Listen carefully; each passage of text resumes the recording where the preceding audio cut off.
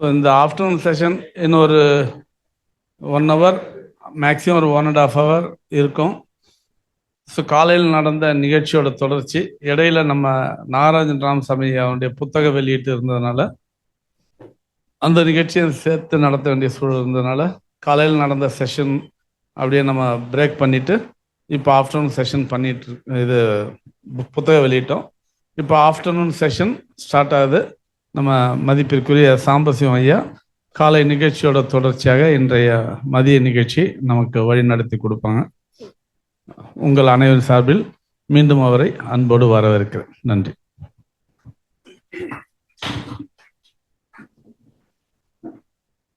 அனைவருக்கும் வணக்கம்.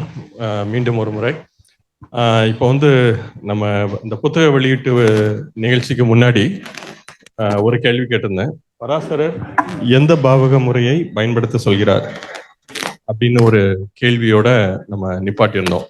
ஸோ இப்போ என்ன சொல்ல வந்தோம் அப்படின்னா, ஒரு தடவை ஒரு குயிக்காக ஒரு ரீகேப் பண்ணி பார்ப்போம், ஒரு மீள்பார்வை செய்து பார்ப்போம். பராசரர் 2 விதமாக நம்மை கிரகங்களை பார்க்க சொல்கிறார், ராசி மண்டலத்தை பார்க்க சொல்கிறார்.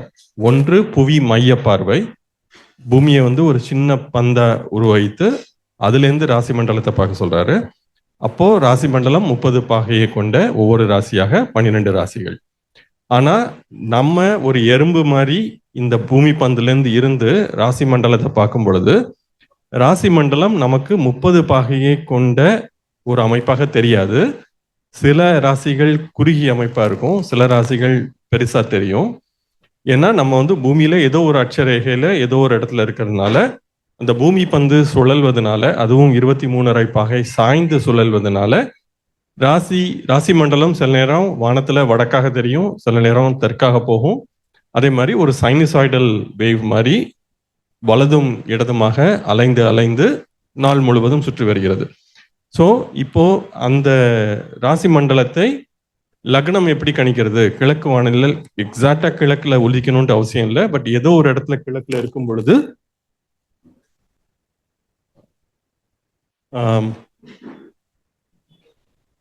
ஏதோ ஒரு இடத்துல கிழக்குல உதிக்கும் பொழுது நம்ம அதை கிழக்கு நோக்கி நகர்த்தி வைத்துக்கொள்றோம், அதனால அது லக்னம் அப்படின்னு சொல்றோம். அதே மாதிரி அந்த ராசி மண்டலத்தின் அதிகபட்ச உயரம் நம்ம இருக்கிற இடத்துல எவ்வளவு உயரம் வருமோ அது 10ஆம் பாவம், நம்ம இருக்கிற இடத்துல எவ்வளவு கீழே இருக்குமோ அது 4ஆம் பாவம், லக்னத்துக்கு எதிர்பாவகம் மறைகிற இடத்துல 7ஆம் பாவகம். அதுக்கப்புறம் ஸ்ரீபதி பத்ததி அதை 3 பிரிச்சது, இல்ல சமபாவகமா பிரிக்கலாம். இதெல்லாம் நம்ம பார்த்தோம். இப்போ பராசரர் அதே மாதிரி அந்த காலத்தை அடிப்படையாக வைத்த லக்னங்கள், பாவ லக்னம், ஹோரா லக்னம், கடிக லக்னம், புராணபத லக்னம், விகடிக லக்னம், அதே மாதிரி சரஜித் போதார், அதாவது வராகமிகிராங்கிற புனைப்பெயர்ல எழுதுற சஞ்சய் ரத்தோட சீடர் என்ன சொல்றாருன்னா, நீங்க இதே மாதிரி ஒவ்வொரு பாவகத்துக்குமே நீங்க இந்த மாதிரி நகர்த்தி கொண்டு போகலாம். ஆனா அதுக்கு சாஸ்திர பிரணாம் இது கிடையாது, ப்ரூஃப் கிடையாது. ஆனா இது அவரோட சஜஷன். பட் ஆனா பராசரர், ஜெய்மினி இவங்க 2 பேருமே லக்னம், ஹோரா அதாவது தனபாவகம், 5ஆம் பாவகம் அதாவது அதிகாரம், பதவி, இதுக்கு கடிக லக்னம் பார்க்கலாம். அதே மாதிரி பிராணபத லக்னம்ங்கிறது ஆயுள் தொடர்பான செய்திகளுக்கு பார்க்க முடியும். இதெல்லாம் பராசரரும் ஜெய்மினியும் சொல்றது. இது வரைக்கும் பார்த்துட்டு இப்போ நம்ம தமிழ்நாட்டில் நமக்கு ஏற்ற மாதிரி இந்த பாவகம் தான் பார்க்கணும் அப்படிங்கிற மாதிரி இல்லாம நமக்கு எந்த வசதியோ ராசிய பாவமா வச்சுக்கிறோம். இல்லாட்டா ஸ்ரீபதி பத்ததி சில பேர் ஃபாலோ பண்றாங்க, சில பேர் சமபாவகங்கள் ஃபாலோ பண்றாங்க, சில பேர் சாஃப்ட்வேர்ல என்னெல்லாம் பாவகம் இருக்கோ எல்லாத்தையுமே போட்டு பார்த்து ஏதோ ஒன்று நமக்கு செட் ஆகுமா அப்படிங்கிற மாதிரியும் பார்க்குறவங்க இருக்காங்க. ஆனா இந்த கேள்வி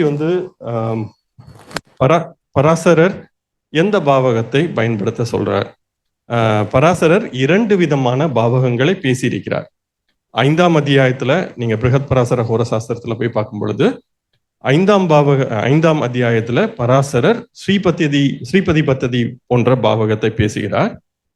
அதே பராசரர் இது விசேஷ லக்னம் அல்லது சிறப்பு லக்னங்களை பத்தி பேசும் பொழுது சமபாவகங்களை பற்றி பேசுகிறார். ஏன்னா பராசரர் 2யுமே பேசுகிறார். அப்போ நம்ம ஸ்ரீபதி பத்ததி பாவகத்தை எந்த இடத்துல பயன்படுத்தணும், சமபாவகத்தை எந்த இடத்துல பயன்படுத்தணும்? ஏன்னா இந்த 2 பாவங்கள் மட்டும்தான் பராசரர் சொல்லுகிறார். ராசிய பாவகமா வைக்க சொல்லி பராசரர் சொல்லவில்லை. அவர் 2 பாவகத்தை சொல்றார், ஒன்று ஸ்ரீபதி பத்ததியை ஒத்த முறை, இன்னொன்று சமபாவகங்கள். ஸோ எந்த இடத்துல நம்ம சமபாவகம் பயன்படுத்தணும், எந்த இடத்துல ஸ்ரீபதி பத்ததியை பயன்படுத்தணும். ஸோ இந்த ரெண்டு தான் நமக்கு இருக்கிற வாய்ப்பு. ஒரு ஓகே. ஸோ இப்போ நம்ம வந்து இரண்டு விதமான கட்டமைப்பு பார்த்தோம். ஒன்று புவி மைய கட்டமைப்பு, இன்னொன்று காட்சித்தல கட்டமைப்பு. நம்ம பூமியோட சென்டர்லேருந்து பார்த்தோம். இன்னொன்று நம்ம இருக்கிற இடத்துக்கு ஏற்ற மாதிரி ஒரு சிறிய எறும்பா மாறி பூமி மேலே இருந்து நம்ம ராசி மண்டலத்தை பார்த்தோம். இப்போ புவி மைய கட்டமைப்பு அப்படின்னா ராசி மண்டலம் 30 பாகை கொண்ட ஒவ்வொரு ராசியாக 12 ராசி தெரியும். அந்த அமைப்புல பார்க்கும் பொழுது பாவகங்களும் சமபாவகங்களா தான் இருக்க முடியும். 30 பாகம் கொண்ட, ஏன்னா 12 பாவகம் ராசி மண்டலம் முழுக்க வட்டமா தான் தெரிய போகுது. ஏன்னா பூமி வந்து ஒரு சின்ன புள்ளியா மாறிடும். ஸோ பூமி எப்போ ஒரு சின்ன புள்ளியா மாறிடுமோ ராசி மண்டலம் ஒவ்வொரு ராசியும் 30 பாகையா தான் தெரியும். அதே மாதிரி அந்த கட்டமைப்புல பாவகங்களும் 30 பாகை கொண்ட அமைப்பா தான் இருக்க முடியும். ஆனா இப்போ ஒரு பூமி மேல ஒரு எறும்பா மாறி காட்சித்தல கட்டமைப்புல பார்க்கும் பொழுது ராசிகள் சம ராசிகளாக இருக்காது. அதனால பாவகங்களும் சமபாவங்களாக இருக்க முடியாது. அதனால ஸ்ரீபதி பத்ததி முறையில வருகின்ற பாவகம் நம்ம சாதாரணமா பயன்படுத்துகின்ற லக்னத்தை வைத்து பார்க்கும் பொழுது, பாவகங்கள் உருவாக்கும் பொழுது ஸ்ரீபதி பத்ததி முறையில் பயன்படுத்த வேண்டும். ஆனால் இந்த ஹோர லக்னமோ, கடிக லக்னமோ, பாவ லக்னமோ, பிராணபத லக்னமோ பயன்படுத்தும் பொழுது சமபாவகங்களை தான் பயன்படுத்தணும். ஏன்னா அந்த லக்னங்கள் வரைத்து பார்க்கும் பொழுது வானத்துல பாவகங்கள் சமமா தான் தெரியும். ஏன்னா பூமி வந்து சின்னதா போயிடும். ஏன்னா நம்ம புவி மையத்திலிருந்து பார்க்கிறோம். ஸோ இந்த இரண்டு விதமான கட்டமைப்பு உருவாக்குறோம். அதே மாதிரி பராசரரும் ஜெய்மினியும் கிரகங்களையும் சில நேரத்துல லக்னமா வைத்து பயன்படுத்த சொல்றாரு. இப்போ வந்து நம்ம வந்து சந்திரனை லக்னமா வைத்து பார்க்கலாம், சந்திர லக்னம் அப்படின்னு சொல்லிட்டு பார்க்கிறோம். இப்போ சந்திர லக்னம் வைத்து செய்யும் பொழுது எந்த பாவகத்தை பயன்படுத்தணும்? ஏன்னா இப்போ சந்திரனை லக்னமா வைத்து பார்க்கும் பொழுது சமபாவத்தை பயன்படுத்தணுமா இல்ல ஸ்ரீபதி பத்ததியை பயன்படுத்தணுமா? சந்திரன் ஓகே.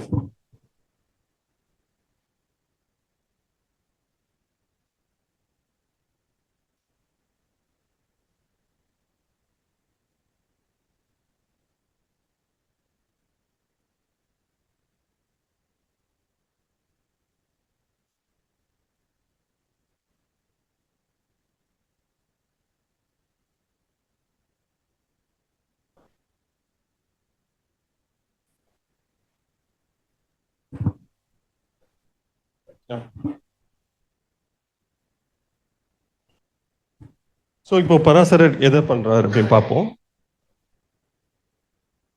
ஸோ பராசரர் நான் ஏற்கனவே சொன்னது போல இரண்டு விதமான பாவங்களை சொல்கிறார். ஒன்று ஸ்ரீபதி பத்ததியை ஒத்த பாவக முறை, இன்னொன்று சமபாவங்கள். இரண்டுமே பராசரர் சொல்றார். எப்படி சொல்றாருன்ட்டு நான் ஸ்லோகம் காட்டுறேன். இதுல நம்ம எதை பயன்படுத்தணும் அப்படின்னு பார்க்கும் பொழுது முதல்ல பராசரர் 5ஆம் அத்தியாயம் இந்த ஸ்லோகத்துல 18 மற்றும் 19 ஸ்லோகத்துல என்ன சொல்றாருன்னு பார்த்தோம்னா, இந்த முழுமையான மற்றும் முழுமையற்ற ராசிகளின் உள்ளூர் உதய மதிப்புகளை கொண்டு கணக்கிட்டு வந்த சாயன லக்ன மதிப்பில் இருந்து அயனாம்சத்தை கழிக்க கிடைக்கும் புள்ளி லக்னம் எனப்படுகிறது. ஏன்னா இது முழுமையற்றங்கிறது நீங்க பிருகத் பராசர சாஸ்திரம் இதுக்கு முன்னாடி உள்ளதுல இருந்து காட்டல. நான் இங்க என்ன சொல்ல விரும்புறேன்னா, பராசரர் லக்னம்ங்கிற ஒண்ணு கால்குலேட் பண்றாரு. அதுல இருந்து 7ஆம் பாவகம் அதோட சரியான 180 பகுதியை வந்து 7ஆம் பாவகம், இது ரெண்டும் பராசரர் சொல்றாரு.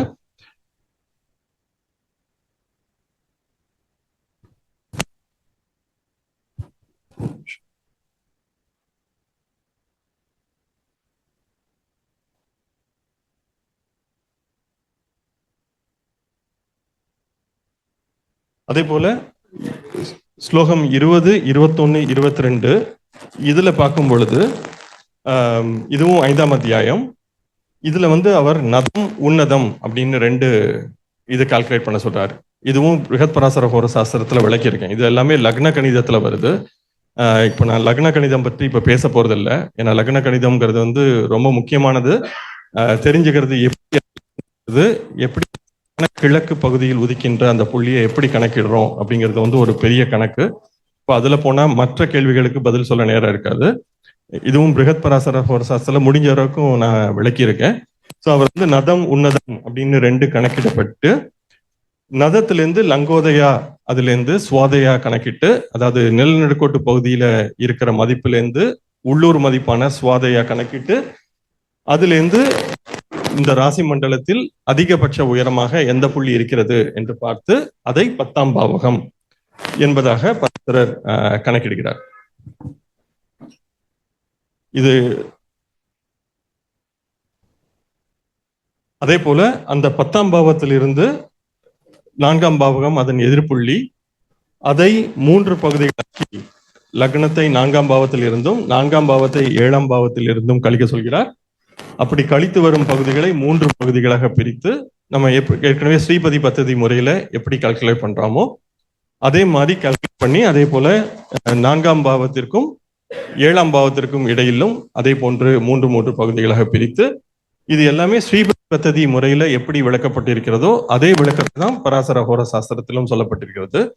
இது எல்லாமே சமமற்ற பாவகங்கள், ஸ்ரீபதி பத்ததி முறையில வருகின்ற சமமற்ற பாவகங்கள் என்ற விளக்கத்தில் தான் இந்த ஸ்லோகம், அதாவது 5ஆம் பாவகம், சாதாரண லக்னம், பாவகங்கள் இதையெல்லாம் விளக்கும் பொழுது பராசரர் இது போன்ற ஒரு விளக்கத்தை தான் தருகிறார். அடுத்ததாக இந்த சிறப்பு லக்னங்கள் அப்படிங்கிற அந்த அத்தியாயத்துல போய் பார்க்கும்போது, அத்தியாயம் 6, 10 மற்றும் 11, இதுவும் நீங்க வந்து இந்த 6ஆம் அத்தியாயத்தோட 2வது வீடியோல போய் பார்த்தீங்கன்னா இந்த விளக்கம் இருக்கு. இதுல பராசரர் என்ன சொல்றாரு, இது வந்து சிறப்பு லக்னங்கள் பற்றிய அத்தியாயம். சிறப்பு லக்னங்கள் நம்ம ஏற்கனவே பார்த்ததுபடி காலத்தை அடிப்படையாக வைத்தது. அதே மாதிரி இது வந்து 24 ஹவர்ஸ் அல்லது பூமி வந்து 2 விதமாக, லக்னம் வந்து பாவ லக்னம் ஒரு சுற்று முடிக்கும் ஒரு நாள்ல, கோர லக்னம் 2 சுற்று முடிக்கும், கடிக லக்னம் 5 சுற்று முடிக்கும், பிராணபத லக்னம் 20 சுற்று முடிக்கும். இந்த மாதிரி நம்ம வந்து காலத்தை அடிப்படையாக வைத்து பண்றோம். இதுல பராசரர் என்ன சொல்றாரு அப்படின்னு பார்த்தோம்னா, இங்கே சொல்லப்பட்ட லக்னம் முதலான பாவங்களின் ஒளிரும், இது வந்து பலன் தருகின்ற புள்ளி 15 பாகைகள் கொண்ட அளவானது. ஏன்னா இவர் வந்து வேறுபட்ட அளவுன்னு சொன்னா 15 பாகைன்னு சொல்லியிருக்க முடியாது. எனவே பாவஸ்புடத்தின் முன்பின் 15 பாவங்கள், ஏன்னா சமபாவத்தை பத்தி பேச சொல்றாரு. இந்த இடத்துல இருந்தோ பராசரர் நேரடியா சமபாவங்களை சொல்றாரு. பாவஸ்புடத்தின் முன்பின் 15 பாவங்கள், அந்த பாவத்தின் பலன்கள் இருக்கும். எனவே ஒரு பாவத்திற்கு, அந்த பாவஸ்புடத்திற்கு முன் 15 பாகை, பின் 15 பாகையில் அந்த பாவத்திற்கான பலன் இருக்கும். இப்போ நேரடியா 30 பாகை கொண்ட பாவத்தை பத்தி பராசரர் பேசுறார். எனவே சிறப்பு லக்னங்கள் பற்றி பயன்படுத்தும் பொழுது பராசரர் சமபாவங்களை பயன்படுத்த சொல்றாரு. சாதாரண லக்னம், சாதாரண பாவங்கள் பத்தி பயன்படுத்தும் பொழுது ஸ்ரீபதி பத்ததியை பத்தி பயன்படுத்த சொல்றாரு. இது மிகவும் தெளிவாகவே அவர் பேசுறார். நம்ம வந்து ஜஸ்ட் கூர்ந்து கவனித்தால் போதுமானது. அதே போல இன்னொன்னும் பராசரர் என்ன சொல்றாரு அப்படின்னா, லக்னம் முதலான பாவங்கள் 15 பாகைகள் கொண்ட முன்பகுதி அந்த பாவத்தின் துவக்கம் எனப்படுகிறது. எனவே முன்னாடி இருக்கிறது பாவத்தின் துவக்கம், பின்னாடி இருக்கிறது பாவத்தின் முடிவு. எனவே இது வந்து முன்னாடி இருக்கிறது ஆரம்பம் எனப்படுகிறது, பின்னாடி இருக்கிறது பூர்த்தி அப்படின்னு சொல்றார் பராசரர். எனவே முன்னாடி இருக்கா பின்னாடி இருக்கா பாவ ஸ்புடத்திலிருந்து, ஆனால் 30 பாகை ஒரு பாவம் என்பது தெளிவாக சொல்கிறார். எனவே புவி மையத்திலிருந்து, வணக்கம் சார்,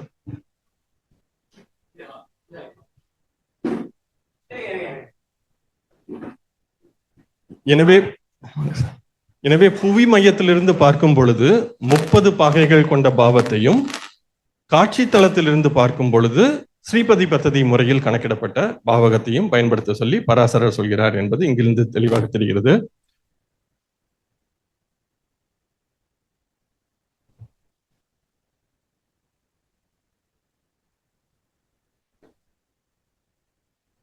அதே போல இன்னொரு விஷயத்தையும் பராசரர் சொல்கிறார். என்ன சொல்கிறார் என்றால், ஒரு பாவகம், அந்த பாவகத்தின் பலன் என்பது எப்படி இருக்கும் என்றால், அந்த பாவகத்தின் துவக்க புள்ளி அதனுடைய இறுதி புள்ளி. இப்போது சமபாவகங்கள் என்றால் 0விலிருந்து 30 பாகை வரை இருக்கும். 0 பாகையில் ஒரு கிரகம் இருக்கிறது அந்த பாவகத்தில் என்றால் அதன் பலன் என்பது ஆல்மோஸ்ட் 0. அது அந்த பாவகத்தின் பலனை முழுமையாக தராது. அதே போல 30 டிகிரியில் ஒரு கிரகம் இருந்தாலும் அது அந்த பாவகத்தின் பலனை முழுமையாக தராது. ஆனால் அந்த பாவகத்தின் நடுப்பகுதியில் சரியாக அந்த பாவக மத்தியில் ஒரு கிரகம் இருக்கிறது என்றால் அது அந்த பாவக பலனை முழுமையாக தரும். இடைப்பட்ட பகுதியில் இருந்தால் அந்த விகிதத்துக்கு ஏற்றபடி கணக்கிட்டுக் கொள்ளுங்கள். இப்பொழுது இந்த துவக்க புள்ளிக்கும் நடுப்புள்ளிக்கும் இடையில் இருக்கிறது என்றால் 50% பலன் இருக்கும். அதே போல நடுப்புள்ளிக்கும் இறுதி புள்ளிக்கும் நடுவில் இருக்கிறது, சரியாக நடுவில் இருக்கிறது என்றால் 50%. இதுவும் அவர் இந்த மத்திய அனுபாதத என்பதாக இந்த இடத்தில் வரும். எனவே இந்த மத்திய அனுபாதத என்றால் விகிதாச்சாரப்படி என்பதாக அர்த்தம். மத்திய என்றால் அதை மனதில் வைத்து, அதை நடுவாக வைத்து நீங்கள் முடிவு செய்து கொள்ளுங்கள் என்ற விதமாக ஒரு பாவகத்தில் எந்த விதமான கிரகங்கள் எந்த இடத்தில் இருந்தால் பலன் இருக்கும் என்பதையும் பராசரர் மிகவும் தெளிவாக சொல்கிறார். இதை நாம் பொதுவாக கவனிப்பது கிடையாது. இப்பொழுது நாம் ஒரு கிரகம் பாவகத்தில் இருக்கிறது என்றால் நாம் நேரடியாக பலன் சொல்ல துவங்கி விடுகிறோம். ஆனால் அது அந்த பாவக புள்ளியின் மத்தியில் இருக்கிறதா, நடுவில் இருக்கிறதா, துவக்கத்தில் இருக்கிறதா, அல்லது மத்திக்கு எவ்வளவு அருகில் இருக்கிறது என்பதையெல்லாம் கணக்கிட்டால் மட்டுமே ஒரு கிரகம் சரியாக எந்த விதமான பலனை தரும், எந்த விதமான தன்மையில் தரும் என்பதும் தெரிய வரும். இந்த ஸ்லோகமானது இவர் 6ஆம் அத்தியாயத்தில் தான் சொல்கிறார், சிறப்பு லக்னங்கள் என்ற அத்தியாயத்தில் தான் சொல்கிறார். ஆனால் என்னை பொறுத்தவரை இதை நாம் ஸ்ரீபதி பத்ததி போன்ற பாவகத்திற்கும் பயன்படுத்தலாம் என்பது என்னுடைய கருத்து. ஆனால் அந்த அத்தியாயத்தில் இல்லை. ஆனால் இந்த கருத்தை நாம் அந்த பாவகங்களுக்கும் எடுத்து பயன்படுத்தலாம். எனவே ஸ்ரீபதி பத்ததி முறையிலும் பாவக மத்தியில் கிரகம் இருந்தால் அது சிறப்பான பலனை தரும். பாவகத்தின் துவக்கத்திலோ இறுதியிலோ இருந்தால் அவ்வளவு சிறப்பான பலன்கள் அந்த பாவகத்தை பொறுத்தவரையில் அந்த கிரகத்தால் தர முடியாது என்பதாக கருதலாம் என்பது என்னுடைய எண்ணம். இல்ல, அந்த கிரகம் இப்பொழுது செவ்வாய் 10ஆம் பாவத்தின் துவக்கத்தில் இருக்கிறது என்றால் செவ்வாய் தான் 10ஆம் பாவக பலனை தரும்.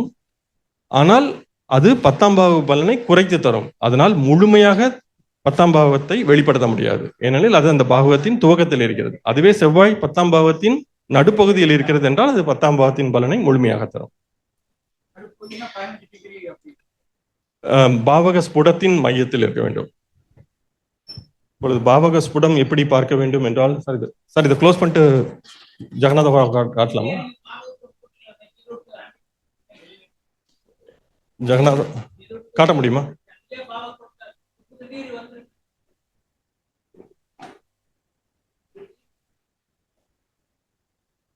இப்போ ஜெகநாத ஹோராவில் ஆக்சுவலி நீங்க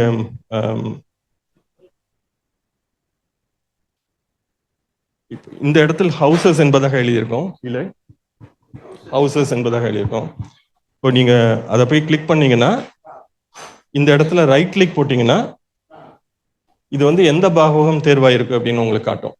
ஸோ இப்போ முதல்ல இருக்கிறது வந்து ஈச் ராசி இஸ் அ ஹவுஸ். இது வந்து ராசியையே பாவகமாக வைத்து கொள்ளுதல். ரெண்டாவது வந்து ஈக்குவல் ஹவுசஸ், 30 டிகிரியை கொண்ட சமபாவகங்கள்.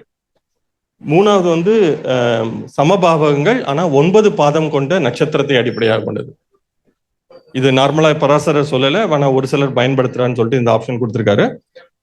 அடுத்தது வந்து இந்த சூரிய சித்தாந்த ஹவுஸ் சிஸ்டம், இதுவும் பராசரர் சொல்லல. அடுத்தது போர்ஃபைரி ஹவுசஸ் ஸ்ரீபதி அப்படின்னு போட்டிருக்கு.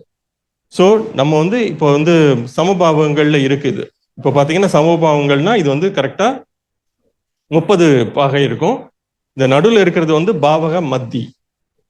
ஸோ ஒரு லியோல, அதாவது சிம்மத்துல ஒரு பாகை 27 கலை 30 விகலையில இந்த பாவகம் இருக்கு. அதுக்கு முன்னாடி 15 டிகிரியில இந்த பாவகம் துவங்கும், லக்ன பாவகம். 16 கேன்சர்ல துவங்குது கடகத்துல. அதே மாதிரி அது முடியறது வந்து 16 சிம்மத்துல முடியுது. இது வந்து சமபாவகங்கள்ல இந்த கால்குலேஷன் இருக்கு. இதுவே நான் திரும்ப இப்போ ரைட் கிளிக் பண்ணி ஸ்ரீபதி பத்ததி அப்படின்னு நான் மாத்த போறேன். இப்போ ஸ்ரீபதி பத்ததியில இது சமபாவங்கள் இல்லை. ஏன்னா இப்போ வந்து ஒவ்வொரு பாவத்தோடையும் ஆங்கிள் கோணம்ங்கிறது வந்து மாறுபட்டிருக்கு. அதே மாதிரி துவக்க புள்ளியும் இறுதி புள்ளியும் வேறுபட்டிருக்கு. ஸோ இப்போ வந்து லக்னத்தை சாதாரண நம்ம எப்பவும் பயன்படுத்துற லக்னத்தை பயன்படுத்தி பாவகம் அமைக்கணும் அப்படின்னா இந்த பாவகத்தை அமைத்துக் கொள்வது சரியாக இருக்கும் பராசரர் சொல்றபடி. இப்போ நாம் வந்து ஹோர லக்னமோ பாவக கடிக லக்னமோ அதை பயன்படுத்தி நம்ம பலன் பார்க்க போறோம் அப்படின்னா சமபாவங்களை தேர்ந்தெடுத்துக் கொள்வது சரியாக இருக்கும். அதே மாதிரி இதுவும் சேர்த்து சொல்லிடுறேன். இப்போ வந்து பராசரர் வந்து இப்போ நான் பாவகம் அப்படிங்கிறத இங்க வைக்கிறேன். இப்போ நான் இங்க வந்து பாவகம் அப்படிங்கிறத இங்க தேர்ந்தெடுத்து வச்சிருக்கேன். இப்போ வந்து பராசரர் சில இடங்கள் என்ன சொல்றாருன்னா சந்திரனை லக்னமா வைத்து பார்க்கலாம், அதே மாதிரி தசாநாதனை லக்னமா வைத்து பார்க்கலாம், சூரியனை லக்னமா வைத்து பார்க்கலாம் அப்படின்னு சொல்றாரு. இப்போ நான் போய் இந்த இடத்துல நான் இப்போ வந்து சந்திரனை லக்னமா வைக்க போறேன் அப்படின்னா, இப்போ பாவகம் தேர்ந்தெடுத்த பிறகு நான் ரைட் கிளிக் பண்றேன். ரைட் கிளிக் பண்ணிட்டு இந்த பாவ சக்கரா சலி சக்கரா அப்படின்னு போட்டிருக்கோம். இதுல போய் நான் இங்க கீழே போனேன்னா சூஸ் ரெஃபரன்ஸ் யூஸ்ட் ஃபார் பாவா அப்படின்னு இருக்கும். இதை நான் தேர்ந்தெடுக்கும் பொழுது இந்த இடத்துல நான் இப்போ சந்திரன் அப்படிங்கிறத தேர்ந்தெடுக்க முடியும். இது ஆல்ரெடி சந்திரன்ல தான் இருக்கு. ஸோ நான் வந்து இப்போ சூரியன் அப்படிங்கிறத தேர்ந்தெடுக்கிறேன். தேர்ந்தெடுத்த பிறகு இப்போ சூரியனை அடிப்படையாக வைத்த பாவ சக்கரம் உருவாகியிருக்கு. எப்படின்னு பார்த்தோம்னா இந்த இடத்துல கீழே சன் அப்படிங்கிறத நம்ம பார்க்க முடியும். ஸோ இந்த பாவ சக்கரம் வந்து சூரியனை அடிப்படையாக வைத்து உருவான பாவ சக்கரம். ஆனா பராசரர் கிரகங்கள் புவி மைய பார்வையில் அமைக்கப்பட்டுள்ளது அப்படின்னு சொல்றாரு. ஸோ புவி மைய பார்வையில இருக்கு அப்படின்னா சூரியனை வைத்து நம்ம சமபாவங்கள் தான் உருவாக்க முடியும். ஸ்ரீபதி பத்ததியை பயன்படுத்த முடியாது. ஏன்னா ஸ்ரீபதி பத்ததியை பயன்படுத்தினோம்னா நம்ம வந்து காட்சி மையத்திலேருந்து பார்க்குறோம், டோப்போகிராஃபிக் ஃப்ரேம் ஒர்க்லேருந்து பார்க்குறோம். ஆனால் கிரகங்கள் அமைக்கப்பட்டுள்ளது வந்து புவி மையத்தில் அமைக்கப்பட்டிருக்கு, ஜியோசென்ட்ரிக் அப்ரோச்சில் இருக்கு. ஸோ அதனால இந்த இடத்துல போய் எனக்கு திரும்ப ஈக்குவல் ஹவுசஸ் திரும்ப நான் தேர்ந்தெடுத்தேன்னா இப்போ ஈக்குவல் ஹவுசஸ்ல இருக்கு. ஆனால் இந்த பாவகம் வந்து இப்போ சூரியனை அடிப்படையாக வைத்து வரையலை. ஏன்னா இந்த பாவகம் காட்டுறது வந்து லக்னத்தை அடிப்படையாக வச்சு காட்டியிருக்கு. ஸோ திரும்ப இந்த இடத்துல நான் ரைட் கிளிக் பண்ணி choose the reference longitude for finding the பாவான் இருக்கும். அதை தேர்ந்தெடுத்து இப்போ சன் அப்படின்னு தேர்ந்தெடுத்தோம்னா சூரியனை அடிப்படையாக வைத்த பாவ கணிதம் நமக்கு கிடைக்கும். ஸோ சூரியன் இருக்கிறது வந்து இந்த இடத்துல இருக்கு, அதாவது ரிஷபத்தில் இருக்கு. ஸோ 26 டாரஸ்ல சூரியனோட பாகை இருக்கு, அதாவது ரிஷபத்துல 26 பாகையில இருக்கு. அதை அடிப்படையாக வைத்த சமபாவங்கள் ஜெகநாத ஹோரா உருவாக்கி தரும். ஸோ இது கரெக்டா எந்த பாவத்துல முடிவுல இருக்கா துவக்கத்துல இருக்கா? நான் சூரியனை வச்சு பாவக சக்கரம் வரைஞ்சிருக்கேன். ஆனா ஒரு கிரகம் வந்து அந்த சூரியனோட அமைப்புல வந்த பாவகத்துல துவக்கத்துல இருக்கா, இறுதியில இருக்கா, நடுல இருக்கா பார்க்கறதுக்காக எனக்கு இந்த கால்குலேஷன் தேவைப்படும். ஸோ இப்போ ஏதோ ஒரு கிரகம் இருக்கு, இந்த இப்போ வந்து கிரகத்தோட கோணம் எங்க இருக்கு இப்போ பார்த்தோம்னா இப்போ சந்திரன் இருக்கு. சந்திரன் வந்து 23 தனுசுல இருக்கு, 23 பாகை சாஜிட்டேரியஸ்ல இருக்கு. ஸோ இப்போ 23 சாஜிட்டேரியஸ் எங்க இருக்குன்னு பார்த்தோம்னா 26 சாஜிட்டேரியஸ் வந்து 9ஆம் பாவத்தோட மன்னிக்கவும் 8ஆம் பாவத்தோட நடுப்பகுதி சூரியன்ல இருந்து. ஸோ சந்திரன் இருப்பது வந்து 23 சாஜிட்டேரியஸ் தனுசு. அதனால 8ஆம் பாவத்தோட சரியான நடுப்பகுதிக்கு அருகில சந்திரன் இருக்கிறதுனால இது சூரியனுக்கு அஷ்டம சந்திரனா இந்த சந்திரன் வேலை பார்க்கும். ஏன்னா இது வந்து 8ஆம் பாவ பலனை தரும் விதம். சூரியனை ஒப்பிடும் பொழுது 8ஆம் பாவ பலனை தரும் விதமாக இந்த சந்திரன் இருக்கு. அதனால சூரியனுக்கு சந்திரன் வந்து அதை சூரிய திசையில சந்திர புக்தி வந்து அது அஷ்டம சந்திரனா வேலை பார்க்கும் அப்படின்னு நம்ம சொல்ல முடியும். அதுவே இன்னொரு கிரகம் பார்த்தீங்கன்னா இந்த பாவத்துல துவக்கத்துல இருக்கலாம், இறுதியில இருக்கலாம். அது அந்த பாவத்தோட தன்மைகளை வெளிப்படுத்தாமல் இருக்கவும் வாய்ப்பு இருக்கு. ஸோ அதனால இந்த விதமா நம்ம வந்து எந்த பாவத்தை தேர்ந்தெடுக்கிறோம், அதே மாதிரி எந்த கிரகத்துக்கு தேர்ந்தெடுக்கிறோம். கிரகம் மற்றும் கால அடிப்படையிலான லக்னங்களுக்கு சமபாவகங்களையும், லக்னம் மற்றும் லக்னத்தை அடிப்படையாக வைத்த பாவங்களுக்கு நாம் பொதுவாக பயன்படுத்துகின்ற லக்னத்தை அடிப்படையாக வைத்த பாவங்களுக்கு ஸ்ரீபதி பத்ததியும் பராசரர் சொல்கின்ற லக்னமாக இருக்கிறது. ஏதாவது கொஸ்டின்ஸ் இருக்கா யாருக்காவது? ஓகே.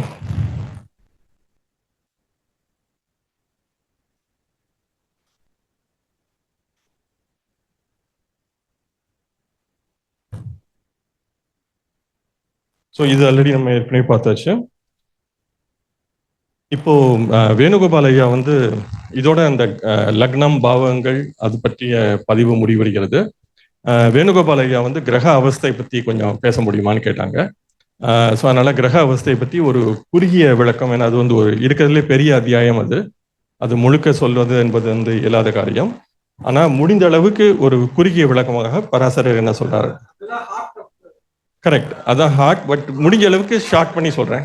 கரெக்ட், ஹார்ட் சின்னதாக தான் இருக்கும், அதனால சின்னதாக சொல்றேன். ஓகே. பராசரர் வந்து 5 விதமான அவஸ்தையை பத்தி பேசுறாரு. அவஸ்தை அப்படின்னா சமஸ்கிருதத்துல நிலை அப்படின்னு வச்சுக்கலாம், ஸ்டேட்டஸ் அல்லது நிலை, அந்த மாதிரி அவஸ்தைங்கிறது பொருள் வரும். ஸோ 5 விதமா சொல்றாரு. ஒன்று வந்து தீப்தாதி அவஸ்தா.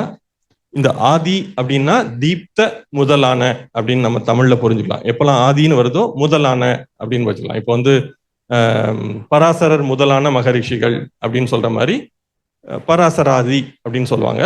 பராசரர் முதல், பராசரர் வரை அப்படின்னா தீப்த முதலான அவஸ்தைகள், பால முதலான அவஸ்தைகள், சயன முதலான அவஸ்தைகள், சேஷ்ட முதலான அவஸ்தைகள், லஜ்ஜ முதலான அவஸ்தைகள். ஸோ இந்த மாதிரி ஒரு 5 விதமான அவஸ்தைகளை பற்றி பராசரர் பேசுறார். இப்போ வந்து முதல்ல ரொம்ப அனைவருக்கும் தெரிந்த, அது இந்த தெரியாத ஜோதிடர்கள் இருக்கிறதுக்கு வாய்ப்பு இல்லை. அது வந்து இந்த பால முதலான அவஸ்தைகள், பாலாதி அவஸ்தா. ஸோ இந்த பாலாதி அவஸ்தா என்ன சொல்ல வருது அப்படின்னா, கிரகம் இருக்கின்ற கோணத்தின் அடிப்படையில், அது ஒரு ராசியில அந்த கிரகம் எந்த நிலையில இருக்கு, எந்த கோணத்துல இருக்கு அப்படிங்கிறத அடிப்படையில 5 விதமான அவஸ்தைகள் சொல்லப்படுகிறது. ஒன்று பால அவஸ்தை, இன்னொன்று குமார அவஸ்தை, யுவ அவஸ்தை, விருத அவஸ்தை, மிருத அவஸ்தை. இப்போ வந்து பால அப்படின்னா ஒரு சின்ன குழந்தை அப்படின்னு சொல்லலாம். குமார அப்படின்னா ஒரு பள்ளிக்கு போற மாதிரி ஒரு குழந்தை. யுவனா இளைஞன், இளைஞி, அது மாதிரி சொல்லலாம், ஒரு யங் பர்சன் அப்படின்னு வச்சுக்கலாம். விருத அப்படின்னா ஒரு ஓரளவு வயது, 50 வயது, 55 வயது, அந்த காலகட்டத்தில் இருக்கின்ற மனிதர் போல ஒரு விருத அவஸ்தை. மிருத அவஸ்தை அப்படின்னா ஒரு மிகவும் வயது முதிர்ந்த ஒரு நிலை, அதாவது தானாக செயல்பட முடியாத ஒரு நிலையில் இருக்கின்ற கிரக நிலை அப்படின்னு வச்சுக்கலாம். இது வந்து 6 பாகைகள் அளவில் இருக்கும்.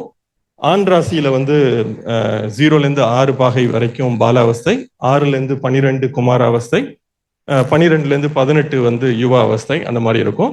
பெண் ராசிகள்ல இது மாறி இருக்கும். அதாவது விருத அவஸ்தை வந்து முதல்ல இருக்கும், 0லேருந்து 6 இருக்கும். விருத அவஸ்தை வந்து 6லேருந்து 12, யுவ அவஸ்தை வந்து 2லையும் ஒரே மாதிரி தான் இருக்கும். எனவே ஆண் ராசியில எப்படி இருக்கோ பெண் ராசியில இது மாற்று வரிசையில இருக்கும். பராசரர் என்ன சொல்றாரு அப்படின்னா, யுவ அவஸ்தையில ஒரு கிரகம் இருக்கு, ஒரு ராசியோட நடுப்பகுதியில 12லேருந்து 18 டிகிரியில ஒரு கிரகம் இருக்கு அப்படின்னா அது 100 பங்கு பலன் தரும். அதாவது அது அந்த ராசியின் தன்மையை முழுமையாக வெளிப்படுத்தும். அதுவே குமார அவஸ்தையில இருக்கு அப்படின்னா 50% பலன் தரும். பால அவஸ்தையில இருந்தா 25% பலன் தரும். இந்த விருத அவஸ்தையில 12.5ன்னு அவர் சொல்லல, குறைவான பலன் அப்படின்னு சொல்லியிருக்காரு. இது மற்றதெல்லாம் அவர் பர்சன்டேஜ் சொல்லியிருக்காரு. பூர்ண பலன், அர்த்த பலன், அந்த மாதிரி சொல்லியிருக்காரு. ஆனா இந்த விருத அவஸ்தைக்கு மட்டும் அவர் குறைவான பலன் அப்படின்னு சொல்லியிருக்காரு. நான் 12.5 அப்படின்னு எடுத்திருக்கேன். ஆனா இது பராசரர் சொல்லல. மிருத அவஸ்தை வந்து 0, அதாவது பலன் இருக்காது, அதாவது அந்த ராசியின் தன்மையை முழுமையாக வெளிப்படுத்தாது.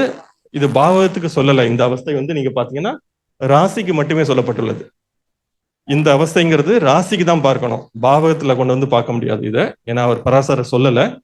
அதனால ராசியோட தன்மையை அது வெளிப்படுத்தாது. இப்போ வந்து ஒரு கிரகம் வந்து இப்போ வந்து கடகத்துல வந்து செவ்வாய் இருக்கு அப்படின்னா அது வந்து அங்க நீசமா இருக்கு. இப்போ அந்த நீசத்தன்மையை செவ்வாய் முழுமையாக வெளிப்படுத்துமா, வெளிப்படுத்தாதா? செவ்வாய் கடகம் வந்து பெண் ராசி, அது பால அவஸ்தையில இருக்கு அப்படின்னா அது 0 to 6, அப்போனா அது முழுமையா வெளிப்படுத்தாது, அதனுடைய நீசத்தன்மையை முழுமையாக வெளிப்படுத்தாது. அதுவே அது கடகத்தோட நடுவில் இருக்கு அப்படின்னா முழுமையா அதோட நீசத்தன்மையை வெளிப்படுத்தும்.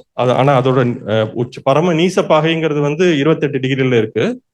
ஆனா அது 28 டிகிரில எங்க இருக்கும்னா பால அவஸ்தையில இருக்கும். அது வந்து முழுமையா அந்த நீசத்தன்மையை வெளிப்படுத்த முடியாது இந்த அவஸ்தையை வைத்து நாம் பார்க்கும் பொழுது. அடுத்ததாக சயன ஆதி அவஸ்தா. சயனம் அப்படின்னா படுத்திருத்தல், தூக்கம் கிடையாது. நித்ரா அப்படின்னா தான் தூக்கம். சயனம் அப்படின்னா படுத்திருத்தல், அதாவது கொஞ்சம் சாய்ந்து இருக்கின்ற அவஸ்தை. ஸோ இது வந்து பராசரர் என்ன சொல்றாருன்னா 3 விதமா பிரிக்கிறாரு அவரு.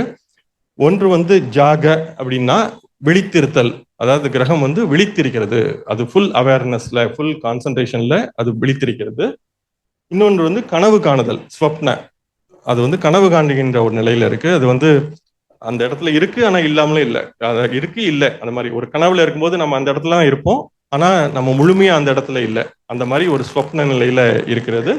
இன்னொன்று வந்து சுஷுப்த அல்லது சயன அவஸ்தை. சுஷுப்த அல்லது சயன அப்படின்னா தூங்குதல் அல்லது படுத்திருத்தல், அந்த மாதிரி நிலையில சொல்லலாம்.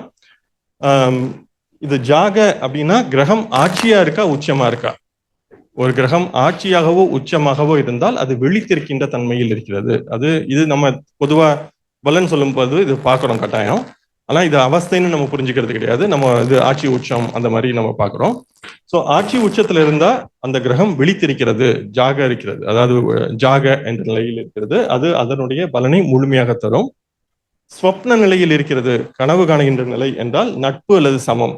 இது என்ன, இந்த நட்பு அல்லது சமநிலையில் இருக்கும் பொழுது அந்த நட்பு அல்லது சமம், அந்த வீடு கொடுத்த கிரகத்தின் தன்மையும் கூடுதலாக செயல்பட வேண்டும். இப்போ வந்து கடகத்துல செவ்வாய் இருக்கு, ஆனா அது நட்புல தான் இருக்கு. ஆனா சந்திரனோட நிலையை பொறுத்து செவ்வாயோட பலன் இருக்கும். நம்ம வந்து நேரடியா செவ்வாயை மட்டும் பார்த்து அது நட்புல இருக்குன்னு சொல்ல முடியாது.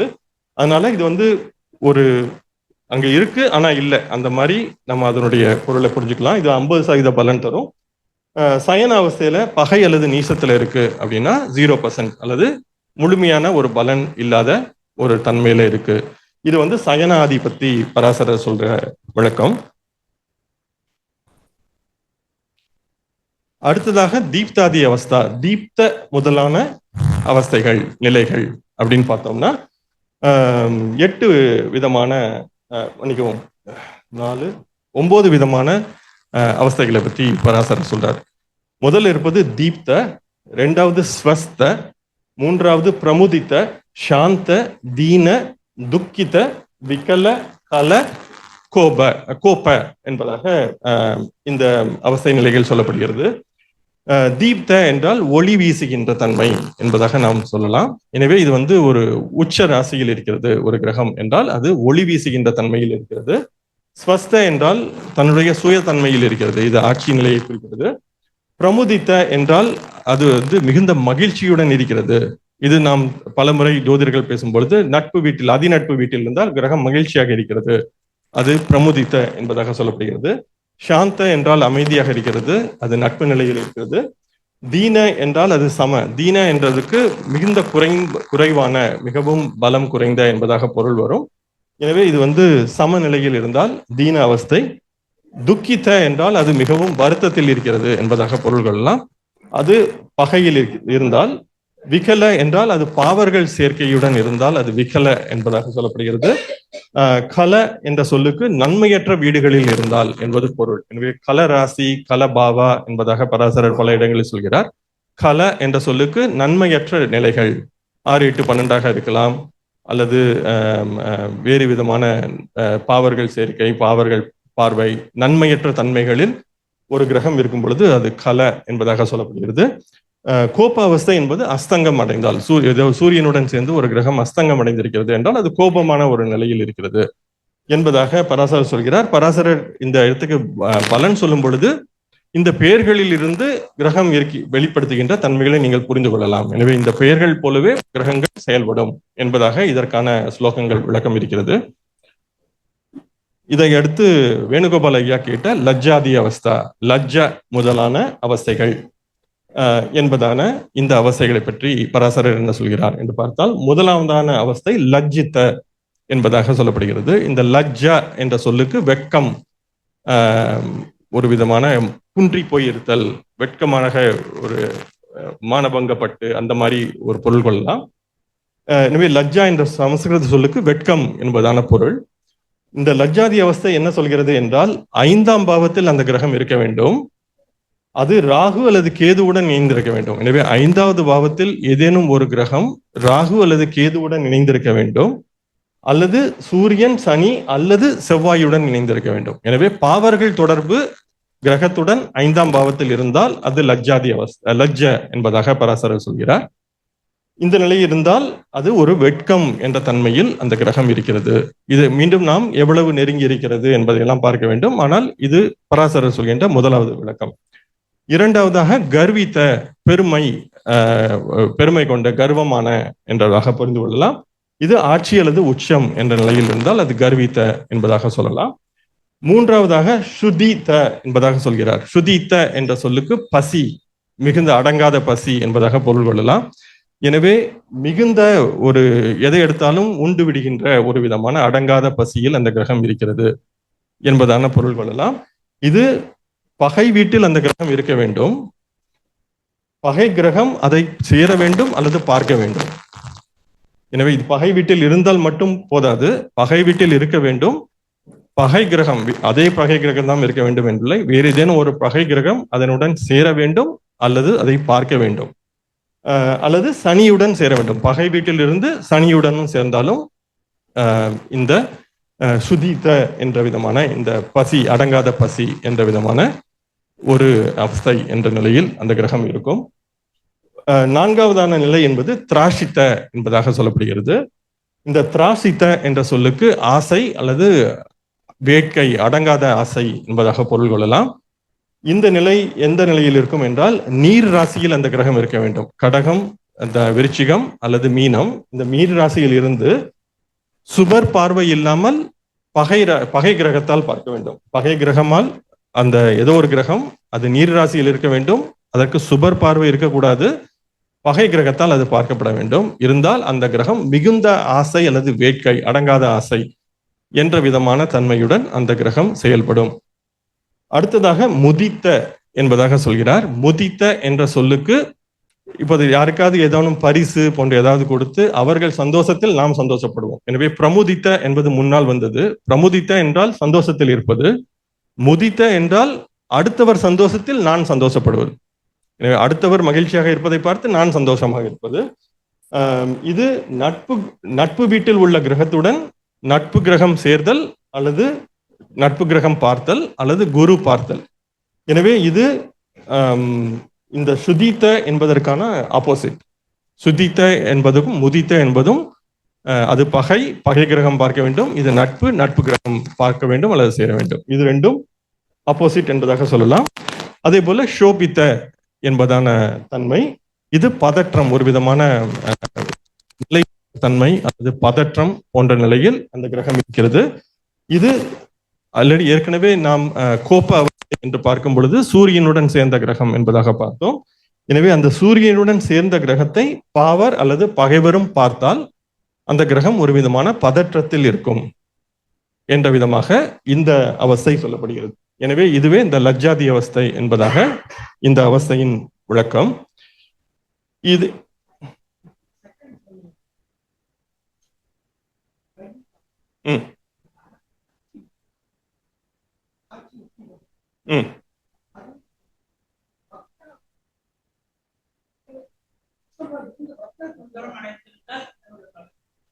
ஓகே, பராசரர் வக்ரத்திற்கு நாம் பொதுவாக இன்று புரிந்து கொள்வது என்னவென்றால், வக்ரம் இருந்தால் நீச அதாவது மாறுபட்ட தன்மை என்பதாக சொல்லி, உச்சமான கிரகம் வக்ரம் அடைந்தால் அது நீசம் போல செயல்படும் என்பதாக இன்று புரிந்து கொள்கிறோம்.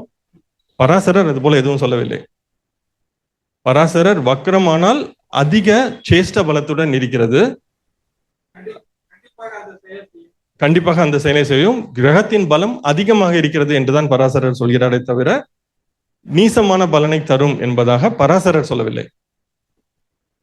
அதே போல இன்னொரு விதமாக நாம் வர்க்க சக்கரங்களை பார்க்கும் பொழுது உதயாஸ்த விம்சோபகம் என்பதாக ஒன்று வரும். எனவே சூரியனிடம் இருந்து எவ்வளவு தூரம் கிரகம் தள்ளி இருக்கிறதோ அவ்வளவுக்கு அளவு அந்த கிரகம் தன்னுடைய முழுமையான பலத்தை வெளிப்படுத்தும் அப்படின்னு சொல்லியிருப்பாரு. சோ ஒரு கிரகம் வக்ரமா இருக்குன்னா சூரியனை விட்டு தள்ளியும் இருக்கிறது. எனவே அந்த கிரகம் மிகுந்த பலத்துடன் தன்னுடைய முழுமையான தன்மையை வெளிப்படுத்தும். எனவே பராசரர் சொல்படி உச்சமான கிரகம் வக்ரமானால் நீசம் என்பதாக அவர் சொல்லவில்லை, எனக்கு தெரியும். கிரகத்துக்கு திதி பராசரர் கரெக்ட், அது உதயாஸ்த விம்சோபகம் அது போன்ற ஒன்றுதான். எனவே சூரியனை விட்டு சரியாக 180 பாகையில் ஒரு கிரகம் இருக்கிறது என்றால் அது முழுமையாக தன்னுடைய தன்மையை வெளிப்படுத்தும். எனவே விம்சோபகம் பற்றி சொல்லும் பொழுது பராசரர் 2 விதமாக சொல்கிறார். ஒன்று வர்க்கத்தை அடிப்படையாக வைத்த விம்சோபகம், இன்னொன்று உதயாஸ்த விம்சோபகம். எனவே சூரியனை விட்டு தள்ளி இருக்கும் பொழுது கிரகம் தன்னுடைய முழுமையான பலனை வெளிப்படுத்தும். எனவே பராசரர் உச்ச கிரகம் வக்ரமானால் நீசம் என்பதாக சொல்லவில்லை. ஐயா, இந்த ஸ்லைடு இப்ப இருக்கிற ஸ்லைட் மட்டும் கிளியரா லெட்டர்ஸ் தெரியலங்கய்யா. எந்த ஸ்லைட்? இப்ப இருக்கிற ஸ்லைட் ஆன்லைன்.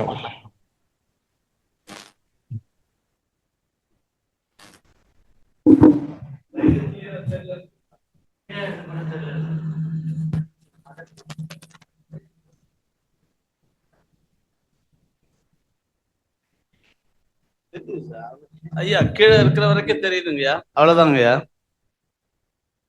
ஐயா இல்லைங்க, மற்றவங்களும் எல்லாம் சொல்லியிருக்காங்க, எனக்கு அப்படிதான் இருக்கு. லெட்டர்ஸ் வந்து கிளியரா இல்லைங்க, படிக்க முடியல. லெட்டர்ஸ் கிளியரா இல்லைன்றீங்களா? ஆமாங்கய்யா, ஒரு நிமிஷம். 2-3 பேர் அப்படிதான் சொல்லியிருக்காங்க, எனக்கு அப்படிதான் இருக்கு. இப்போ இப்ப கிளியரா இருக்குங்கய்யா, இப்ப சரி. Very clear. Okay. Thank you thank you. காட்டுறேன். ஸோ அடுத்து பராசரர் அத்தியாயம் 46 அவஸ்தா பற்றிய அத்தியாயத்தில் ஸ்லோகங்கள் 19-20 இந்த கிரகத்துடைய பலத்தையும் அவஸ்தையும் சேர்த்து எப்படி பலன் பார்க்க வேண்டும் என்பதையும் பராசரர் சொல்கிறார். எனவே இப்பொழுது கிரகம் பலத்துடன் இல்லை அல்லது பலத்துடன் இருக்கிறது. இப்பொழுது நாம் ஷட்பலம் என்று பார்த்தால் ஷட்பலம் குறைவாக இருக்கிறது, ஷட்பலம் அதிகமாக இருக்கிறது. அதே போல கிரகம் தீய அவஸ்தையில் இருக்கிறது, நல்ல அவஸ்தையில் இருக்கிறது. இது மாதிரி ஒரு 2/2 என்ற கட்டம் உருவாக்கினால் பராசரர் இந்த ஸ்லோகத்தில் என்ன சொல்கிறார் என்றால், பலமும் குறைந்து தீய அவஸ்தையிலும் இருந்தால் கிரகம் நிச்சயமாக முழுமையான தீமையை தரும். ஒருவேளை பலம் கூடுதலாக இருக்கிறது, தீய அவஸ்தையில் இருக்கிறது, அல்லது பலம் குறைவாக இருக்கிறது, நல்ல அவஸ்தையில் இருக்கிறது என்றால் கலப்பு பலன்கள் இருக்கும். எனவே நல்லதும் கெட்டதும் கலந்து இருக்கும். ஆனால் எப்பொழுது ஒரு கிரகம் நல்ல அவஸ்தையிலும் இருந்து நல்ல பலத்துடனும் இருந்தால் அது மிகச் சிறப்பான பலனை தரும். எனவே ஒரு கிரகம் என்ன தன்மையில் தரும் என்று பார்ப்பதற்காக இந்த 2 ஸ்லோகங்கள் இருக்குது. இது நான் இன்னும் மொழிபெயர்க்கவில்லை, ஆனால் இது போன்ற ஒரு கட்டமைப்பை பராசரர் சொல்கிறார். எனவே பலத்தை ஒப்பிட வேண்டும், அவஸ்தையும் பார்க்க வேண்டும். இரண்டும் சேர்ந்து எப்படி இருக்கிறது என்று சொன்னால் மட்டுமே அவஸ்தையும் பார்க்கணும். அப்பதான் அது வந்து முழுமையான பலன் தருமா, இல்ல கலப்பு பலனை தருமா, இல்லது தீய பலனை தருமா அப்படின்ட்டு நம்ம முடிவு பண்ண முடியும். இதனை அடுத்து இதுவும் வேணுகோபால் ஐயா கேட்டதற்காக இந்த பராசரர் அடுத்து பல்வேறு ஸ்லோகங்களில் இந்த லஜ்ஜ முதலான அவஸ்தைகளுக்கு சிறப்பு பலன்களையும் சொல்கிறார். இதுல என்ன சொல்றார் என்றால், கர்வித்த அவஸ்தையில் உள்ள கிரகம் எப்பொழுதும் மிகச்சிறந்த பலனை தரும். அதாவது கர்வித்த அவஸ்தை என்றால் ஆட்சி உச்சம் அப்படின்னு வச்சுக்கலாம். சோ மகிழ்ச்சி, புதிய வீடு, தோட்டம், அரச பதவி, கலையில் ஆர்வம், செல்வம், இதெல்லாம் இந்த கர்வித்த அவஸ்தையில் இருக்கின்ற கிரகம் தரும் அப்படின்ட்டு இந்த கர்வித்தம் பற்றி சொல்றார். அடுத்ததாக அவர் ஒரு சில குறிப்பிட்ட பாவகங்களை மீண்டும் மீண்டும் பேசுகிறார். ஒன்று 10ஆம் பாவகம், இன்னொன்று 5ஆம் பாவகம். சோ 10ஆம் பாவத்தில் லஜ்ஜித அவஸ்தையிலோ, திராஷித அவஸ்தையிலோ, சூத்தித அவஸ்தையிலோ அல்லது சோபித அவஸ்தையிலோ ஏதேனும் கிரகங்கள் இருந்தால், லஜ்ஜித, சூத்தித, திராஷித, சோபித இந்த அவஸ்தையில் ஏதேனும் கிரகம் இருந்தால் அந்த ஜாதகர் எப்பொழுதும் துக்கத்தில் இருப்பார். ஏனென்றால் ஒன்று மிகுந்த பசி இருக்கும். எனவே 10ஆம் பாவம் என்பது கர்மஸ்தானம். சோ கர்மஸ்தானத்தில் அவர் எதை செய்தாலும் அவருக்கு திருப்தி இருக்காது. அந்த கிரகம் அந்த அவஸ்தையில் இருந்தால் தொடர்ந்து தேடுகின்ற ஆர்வம் இருக்கும். எனவே அவர் துக்கத்தில் இருப்பார். இல்லது சோபித அவஸ்தையில் இருந்தால் தொடர்ந்து பதற்றம் இருக்கும், அதனால் அவருக்கு நிம்மதி இருக்காது. லஜ்ஜித அவஸ்தையில் ஏதேனும் ஒரு கிரகம் இருந்தால் அது மிகச்சிறப்பான பலனை தராது. அதே போல சூதித்த என்ற பசி சொல்லிவிட்டோம். அதே போல திராஷித்த என்றால் தொடர்ந்து ஒரு ஆசை, வேட்கம், எதை எடுத்தாலும் ஒரு திருப்தி இல்லாத தன்மை என்ற விதமாக தொடர்ந்து அந்த அவஸ்தையில் இருந்தால் இது போன்ற ஒரு தன்மையில் இருக்கும் என்பதாக சொல்கிறார். அதே போல 5ஆம் பாவத்தில் லஜ்ஜித அவஸ்தையில் ஒரு கிரகம் இருந்தால் அவருக்கு குழந்தைகளை இழக்க ஒரு வாய்ப்பு உண்டு அந்த ஜாதகருக்கு.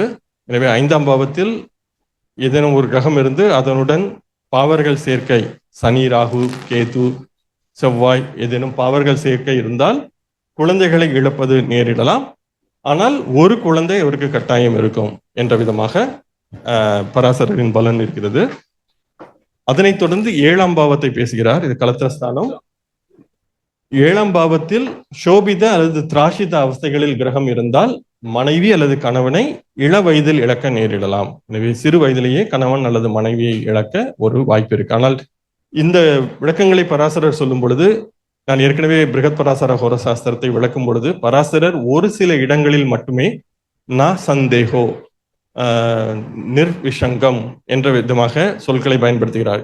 சந்தேகத்துக்கு இடமின்றி இந்த பலன்கள் நடக்கும் என்ற விதமாக ஒரு சில பலன்கள் மட்டுமே சொல்கிறார். மற்ற இடங்களை பற்றி பேசும் பொழுது வாய்ப்பு இருக்கலாம், இது போல நடக்கலாம் என்ற விதமாகவே சொல்கிறார். எனவே இப்படி இருந்தால் இது நடக்கும் என்பதாக சொல்ல முடியாது.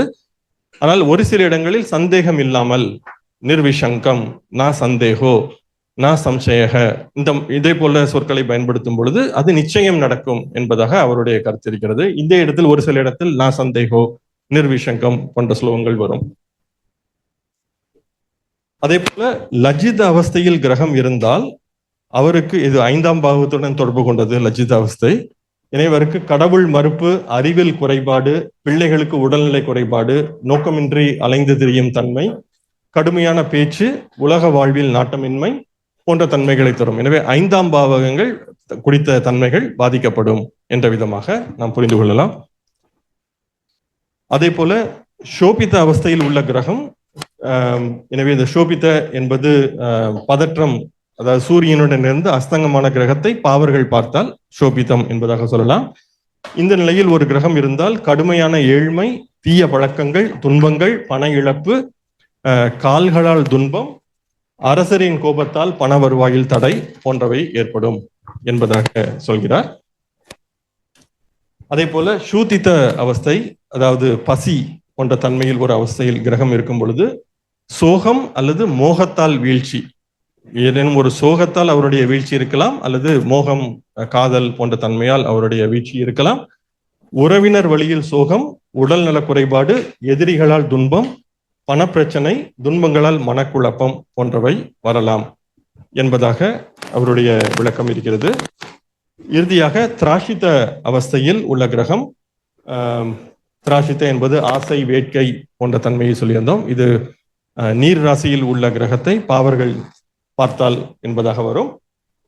திராஷித்த இந்த அவஸ்தையில் ஒரு கிரகம் இருந்தால் தகாத உறவால் நோய் வருதல், தீய பழக்கங்களில் ஆர்வம், தெரிந்தவர்களுடன் நேரும் பிரச்சனையால் சொத்துக்கள் இழத்தல், உடல்நலம் குன்றுதல், பரிதாபமான நிலை, அதாவது ஒருவரை பார்த்து இவருக்கு போய் இப்படி ஆகிவிட்டதே என்ற ஒரு பரிதாபமான ஒரு தோற்றம், மரியாதை குறைந்து அவமானப்படுதல், மானபங்கம் போன்றவை எல்லாம் நேரிட வாய்ப்பு இருக்கிறது. எனவே இது ஆசை அல்லது வேட்கை என்ற தன்மையில் இந்த கிரகம் செயல்படுவதால் இது போன்ற தன்மைகள் வரும் என்பது பராசரர் சொல்கின்ற லஜ்ஜ முதலான அவஸ்தைகளுக்கான பலன்.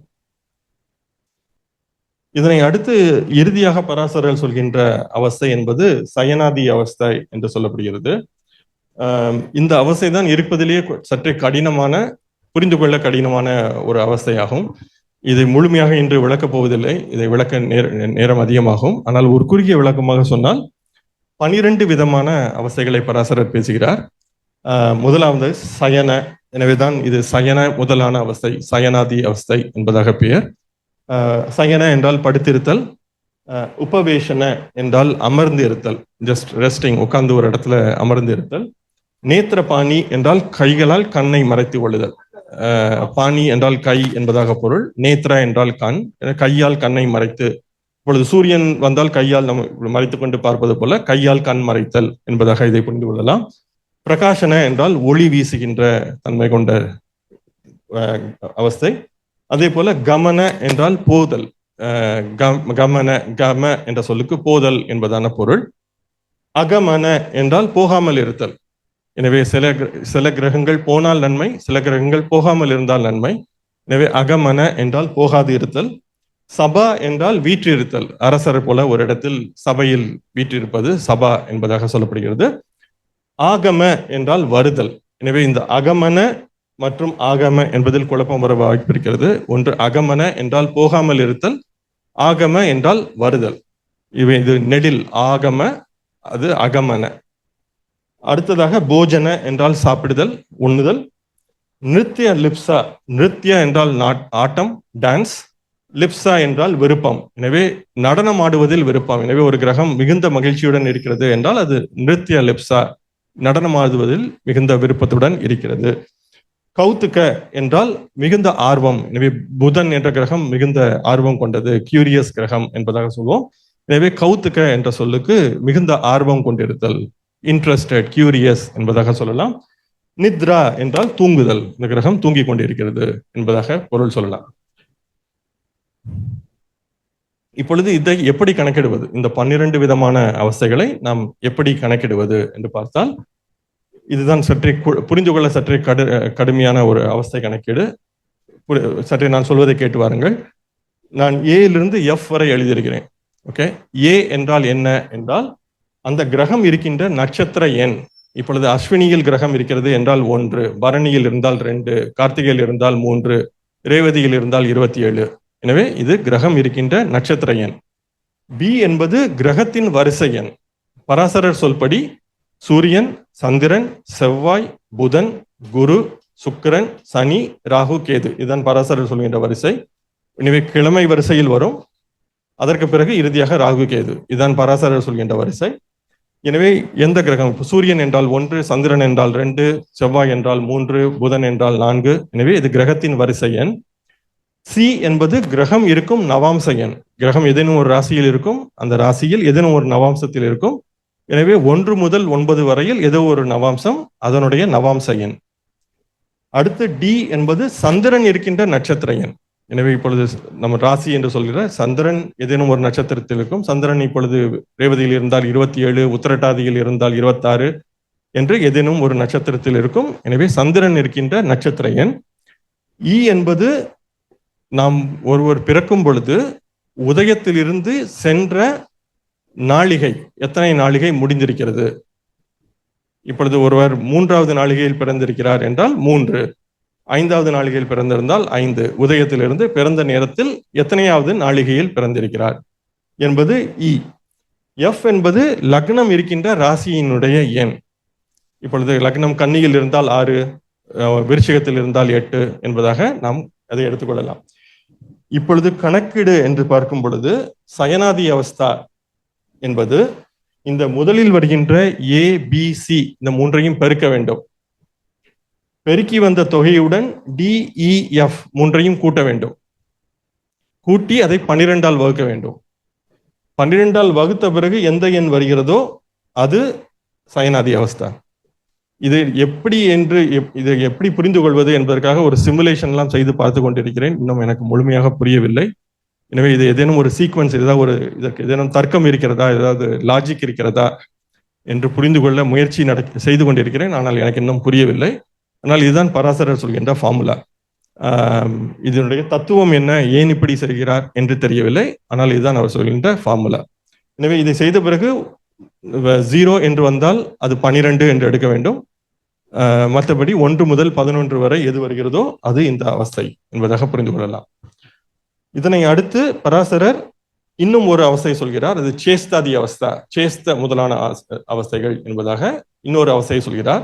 அதுவும் இந்த சயனாதி அவஸ்தையிலிருந்தே நாம் கணக்கிட வேண்டும். இப்பொழுது சேஸ்தாதி அவஸ்தை கணக்கிடுவதற்கு இன்னும் கூடுதலாக 2 எழுத்துக்கள் வேண்டும். ஒன்று ஜி. ஜி என்பது ஜாதகரின் பெயரில் உள்ள எழுத்து, முதல் எழுத்துக்கான ஒரு எண். அது ஒரு டேபிள் இருக்கிறது. அது எந்த எண் என்பது அந்த டேபிள் நான் காட்டவில்லை. சான்ஸ்கிரிட் லெட்டர்ஸ் வைத்து ஒரு டேபிள் இருக்கிறது. அந்த டேபிள் வைத்து பெயரின் முதல் எழுத்து எது வருகிறதோ அதற்கு ஒரு எண் தரப்பட்டுள்ளது. அடுத்ததாக கிரக எண், தனியாக ஒரு கிரகத்திற்கு ஒரு எண் பராசரர் தந்திருக்கிறார். இதுவும் ஏன் என்று தெரியவில்லை. சூரியனுக்கு 5, சந்திரனுக்கு 2, செவ்வாய்க்கு 2, புதனுக்கு 3, குருவுக்கு 5, சுக்கிரனுக்கு 3, சனிக்கு 3, ராகு கேதுவுக்கு 4 என்ற விதமாக ஒரு கிரக எண் என்பதை தந்திருக்கிறார். இதனை பிறகு சேஸ்தாதி அவஸ்தை என்பதை கணக்கிடுவதற்கு இது போன்ற ஒரு ஃபார்முலா என்பதை பயன்படுத்த வேண்டும். முதலில் சயனாதி அவஸ்தையில் எந்த எண் வந்ததோ அந்த எண்ணை 2 முறை பெருக்க வேண்டும். இப்பொழுது சயனாதி அவஸ்தை 11 என்றால் 11 மல்டிப்ளைட் பை 11 121 என்று வரும். அதனுடன் ஜி என்ற ஜாதகரின் முதல் எழுத்துக்கான எண்ணை கூட்ட வேண்டும். அந்த கூட்டி வந்த தொகையை 12ஆல் வகுத்து வருகின்ற மீதியுடன் ஹெச் என்பதை கூட்ட வேண்டும். கூட்டி அதை 3ஆல் வகுக்க வேண்டும். எனவே இது ஒரு மீதி என்பதாக புரிந்து கொள்ளுங்கள். இது ஜஸ்ட் 12 என்பதாக எடுக்க வேண்டாம். இதிலிருந்து வருகின்ற மீதியை ஹெச்சுடன் கூட்டி அதை 3ஆல் வகுக்க வேண்டும். அப்படி வகுத்தால் வருவது சேஸ்தாதி அவஸ்தா, சேஷ்ட முதலான அவஸ்தைகள் என்பதாக புரிந்து கொள்ளலாம். சேஷ்ட என்ற சொல்லுக்கு முயற்சி அல்லது ஆர்வம் என்பதாக புரிந்து கொள்ளலாம். ஹிந்தியிலும் இந்த சொல் பயன்படுகிறது. சேஷ்ட என்றால் அவர் முயற்சி எடுக்கிறார் என்பதாக நாம் புரிந்து கொள்ளலாம்.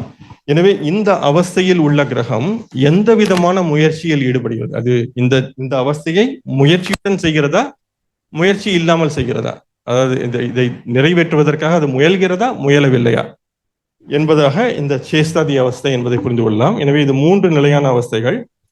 ஒன்று சேஷ்டா என்றால் இது 100% முயல்கிறது. 1 என்ற எண் வந்தால் இதை கால்குலேட் செய்யும் பொழுது 1 என்று வந்தால் அந்த கிரகம் இதை முயன்று செய்கிறது. எனவே அது நிச்சயம் நடக்கும் என்பதாக புரிந்து கொள்ளலாம். திருஷ்டி சேஷ்டா என்றால் அது பார்த்து முயற்சிக்கிறது என்பது. திருஷ்டி என்றால் பார்த்தல், சேஷ்டா என்றால் முயற்சி. அது பார்த்து முயற்சிக்கிறது, ஆனால் முழுமையாக முயற்சிக்கவில்லை என்ற விதமாக இது 50% அரை பலனை தரும் என்பதாக புரிந்து கொள்ளலாம். வி சேஷ்டா, வி என்றது எதிர்ச்சொல், சுத்தம் அசுத்தம் என்று சொல்வது போல வி சேஷ்டா என்றால் முயற்சி எடுக்காத நிலை. எனவே கிரகம் முழுமையாக 3 என்ற மதிப்பு வந்தால் இந்த அவஸ்தையை கிரகம் முழுமையாக நிறைவேற்றாது என்ற விதமாக பராசரர் இந்த சேஷ்டாதி அவஸ்தா என்பதையும் சொல்கிறார். எனவே இந்த சேஷ்டாதி அவஸ்தா சயனாதி அவஸ்தையின் ஒரு பகுதி. சயனாதி அவஸ்தை கால்குலேட் செய்த பிறகு சேஷ்டாதி அவஸ்தா எப்படி செயல்படுகிறது என்று பார்க்க வேண்டும். இதனை பிறகு பராசரர் ஒவ்வொரு கிரகமாக எந்தெந்த அவஸ்தையில் இருந்தால் என்னென்ன பலன் தரும் என்பதை பெரிதாக விளக்கி சொல்கிறார். இப்பொழுது சூரியனுக்கு 12 ஸ்லோகங்கள், சூரியன் ஒவ்வொரு அவஸ்தையில் இருந்தால் என்ன பலன் தரும், ஐயா எழுதின புத்தகத்திலும் இருக்கிறது தமிழில். ஆர்வம் பிற்பக அதை பார்க்கலாம். அதே போல சந்திரன் இந்த அவஸ்தையில் இருந்தால் எப்படி இருக்கும், செவ்வாய் இந்த அவஸ்தையில் இருந்தால் எப்படி இருக்கும் என்பதாக சொல்கிறார். பெரும்பாலான எதிர் அவஸ்தைகள், இப்பொழுது கமன என்ற அவஸ்தை போதல், இப்பொழுது ராகு போதல் கமன அவஸ்தையில் இருந்தால் நன்மை. எனவே ஒரு தீய கிரகம் போகிறது என்பதால் ராகு நன்மை தரும். அதுவே ராகு ஆகம என்ற நிலையில் இருந்தால் தீமையை தரும். எனவே சில நேரம் ஒரே அவஸ்தை நன்மையை தரலாம், தீமையை தரலாம், எந்த கிரகம் வருகிறது என்பதை பொறுத்து. இப்பொழுது சூரியன் நேத்திரபாணி என்ற அவஸ்தையில் இருந்தால் சூரியன் மிகவும் ஒளி வீசுகிறது, அது கையை மறைக்கிறது என்றால் நன்மையை தரும். அதுவே சந்திரன் நேத்திரபாணி, அது ஏற்கனவே ஒளி குறைந்தது, அது நேத்திரபாணி கண்ணை மறைத்து கொள்கிறது என்றால் சந்திரன் நேத்திரபாணியில் நல்ல பலனை தராது. எனவே அந்த பராசரர் சொல்கின்ற தன்மைகளை நாம் இந்த கிரகத்தின் தன்மையுடன் புரிந்து கொண்டால் என்ன விதமான பலன்களை பராசரர் சொல்கிறார் என்பதையும் நாம் தேட முடியும். அடுத்து ஒரு சில சிறப்பு பலன்களை பராசரர் சொல்கிறார், அதை மட்டும் நான் இங்கு பேசுகிறேன். இது 147 154 வரை உள்ள ஸ்லோகம் அவஸ்தா பற்றிய அத்தியாயத்தில். முதலில் கிரகம் சயன அவஸ்தையில் இருந்தால் சந்தேகமின்றி எப்பொழுதும் நன்மை என்கிறார். சந்தேகமின்றி, நான் சந்தேகோ என்ற இது நிச்சயமாக நன்மை என்பதாக சொல்கிறார். எனவே எப்பொழுதும் ஒரு சயனம் ரிலாக்ஸ்ட் பொசிஷனில் இருக்கிறது, படுத்திருக்கிறது என்றால் அது நிச்சயமாக நன்மையை தரும் என்பதாக அவருடைய முதல் பொது பலன்கள் என்ற விதமாக சொல்லலாம். அடுத்ததாக பாவ கிரகம் போஜன அவஸ்தையில் இருந்தால் சந்தேகமின்றி அந்த பாவம் முழுமையாக அழியும். இந்த இடத்திலும் பராசரர் சந்தேகமின்றி, நான் சந்தேகோ என்ற சொல்லை பயன்படுத்துகிறார். எனவே ஒரு பாவ கிரகம் சாப்பிடுகின்ற, அதை பினிஷ் பண்ணுகின்ற ஒரு நிலையில் இருக்கிறது என்றால் அது நிச்சயமாக அந்த பாவத்தின் தன்மைகளை முழுமையாக அழிக்கும் என்பதாக சொல்கிறார். அதனை அடுத்து 7ஆம் பாவத்தில் ஒரு கிரகம் நித்ர அவஸ்தையில் இருந்தால் அதை வேறு ஒரு பவர் பார்க்கவில்லை என்றால் அது நன்மை என்று சொல்லலாம். எனவே நித்ரா என்ற சொல்லுக்கு தூங்குதல் என்ற பொருள். எனவே 7ஆம் பாவகம் என்பது கணவன் அல்லது மனைவியை குறிக்கின்ற பாவகம். எனவே நித்ர அவஸ்தையில் இருந்து பாவர் பார்க்கவில்லை என்றால் அது நன்மை. அதே நேரத்தில் 5ஆம் பாவத்தில் நித்ர அவஸ்தை, ஒரு பாவ கிரகம் நித்ர அல்லது சயன அவஸ்தையில் இருந்தால், எனவே இந்த இடத்தில் பாவ கிரகம் ஆனால் அது நித்ர அவஸ்தையில் இருக்கிறது, அது தூங்கி கொண்டிருக்கிறது, அல்லது சயன அல்லது ரிலாக்ஸ்ட் மோடில் இருக்கிறது என்றால் அது சந்தேகமின்றி நன்மைகள் தரும். எனவே 5ஆம் இடம் பாவர்கள் இருக்கக்கூடாது என்று சொல்வோம், ஆனால் அது இது போன்ற ஒரு அவஸ்தையில் இருந்தால் நன்மைகளை தரும். எனவேதான் பலன் என்பது மாறிவிடும். எனவேதான் அவஸ்தை என்பது முக்கியமாக இருக்கிறது. அதுவும் இந்த இடத்தில் அவர் சந்தேகமின்றி, அதாவது நான் சந்தேகோ என்ற விதமாக, நிச்சயமாக அது போன்ற ஒரு பலன் இருக்கும் என்ற விதமாக சொல்கிறார். அதே போல 8ஆம் பாவத்தில் ஒரு பாவ கிரகம் நித்ர அல்லது சயன அவஸ்தையில் இருந்தால் திடீர் மரணம் அரசரின் கோபத்தால் வரலாம். எனவே 8ஆம் இடத்தில் நித்ர அல்லது சயன அவஸ்தையில் ஒரு கிரகம் இருந்தால் அரசரின் கோபத்தால் திடீர் மரணம் வரலாம். ஆனால் அதே நேரத்தில் ஒரு சுபரின் சேர்க்கை அல்லது பார்வை அந்த இடத்தில் இருந்தால் அவருக்கு ஆன்மீக பயணத்தின் பொழுதோ அல்லது புனித நதியின் கங்கா போன்ற நதியின் அருகிலோ அவருடைய மரணம் நடக்கும். அது அரசரின் கோபத்தால் இல்லாமல் இருக்காது. ஆனால் இந்த அவஸ்தையில் 8ஆம் பாவத்தில் ஒரு கிரகம் இருந்தால் திடீர் மரணம் நிகழ வாய்ப்பிருக்கிறது என்பதாக இந்த ஸ்லோகம் சொல்கிறது.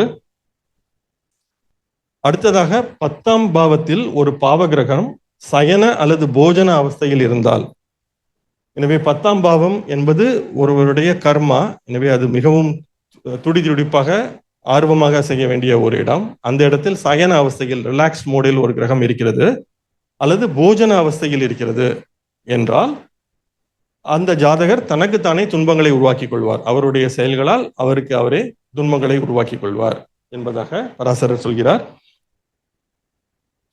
இறுதியாக 10ஆம் பாவத்தில் சந்திரன் கௌத்துக அல்லது பிரகாசன அவஸ்தையில் இருந்தால், எனவே 10ஆம் பாவத்தில் சந்திரன் இருக்க வேண்டும். அது கௌத்துக என்றால் கியூரியாசிட்டி, ஆர்வம் என்ற நிலையில் இருக்க வேண்டும், அல்லது பிரகாசன என்றால் ஒளி வீசுகின்ற தன்மை என்ற நிலையில் இருக்க வேண்டும். இருந்தால் சந்தேகமின்றி அது ஒரு ராஜயோகம் என்கிறார். எனவே இந்த இடத்திலும் பராசரர் இந்த சிறப்பு விதிகளை பொறுத்தவரையில் சந்தேகமின்றி என்ற சொல்லை பல இடங்களில் பயன்படுத்துகிறார். எனவே வெறு சில இடங்களில் மட்டுமே பிருகத் பராசர ஹோர சாஸ்திரத்தில் இந்த சந்தேகமின்றி என்ற சொல் பராசரர் சொல்கிறார். வேறு இடத்துல எல்லாம் இது போல நடக்கலாம் என்பதாகவே நாம் புரிந்து கொள்ளலாம். எனவே பல்வேறு காரணிகள் சேர்ந்து வந்தால் மட்டுமே அது நடக்கும் என்பதாக சொல்லலாம். ஆனால் இந்த அத்தியாயத்திலும் மற்றும் ஒரு சில இடங்களிலும் இந்த சந்தேகமின்றி என்ற விதமாக நிச்சயமாக நடக்கும் என்ற விதமாக பராசரர் சொல்கின்ற இந்த விளக்கங்கள் இருக்கிறது. இது தவிர இந்த ஸ்லோகத்தில், இந்த அத்தியாயத்தில் ஒவ்வொரு கிரகத்திற்கும் இந்த அவஸ்தையை பொறுத்தவரையில் இது ஒரு மிக நீண்ட அத்தியாயம். எனவே இதுவே 154, இதற்கு பிறகும் கிட்டத்தட்ட ஒரு 230 இருக்கும் என்று நினைக்கிறேன். மிக மிக பெரிய ஸ்லோகம், அத்தியாயம் இது. எனவே இதை முழுமையாக சொல்லவில்லை, ஆனால் இது ஒரு ஜஸ்ட் ஒரு இன்ட்ரோடக்ஷன் அல்லது துவக்கம் என்பதாக நாம் புரிந்து கொள்ளலாம். ஏதேனும் கேள்விகள் இருக்கா? நன்றி. ஓகே, பராசரர் சொல்றாரு சார்.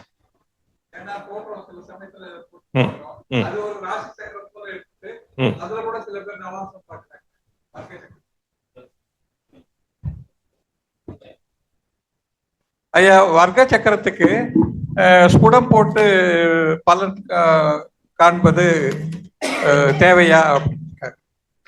ராசி சக்கரத்துக்கு ஸ்புடம் பார்க்கிறோம், ஒவ்வொரு வர்க்க சக்கரத்துக்கும் ஸ்புடம் போட்டு சில பேர் அதை ஆராய்கிறார்கள். அது நன்மை பயக்குமா? பராசரர் நிச்சயமாக சொல்கிறார் சார்.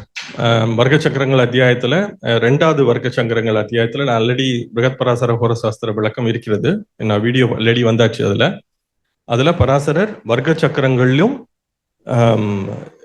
அந்த வர்க்கத்தின் துவக்கத்தில் இருக்கிறதா, இறுதியில் இருக்கிறதா, நடுவில் இருக்கிறதா என்று பார்க்க சொல்கிறார்.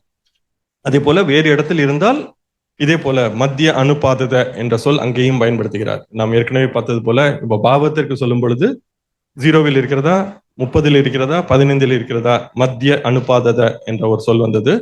அதே சொல்லையே வர்க்க சக்கரத்திலும் பராசரர் சொல்கிறார்.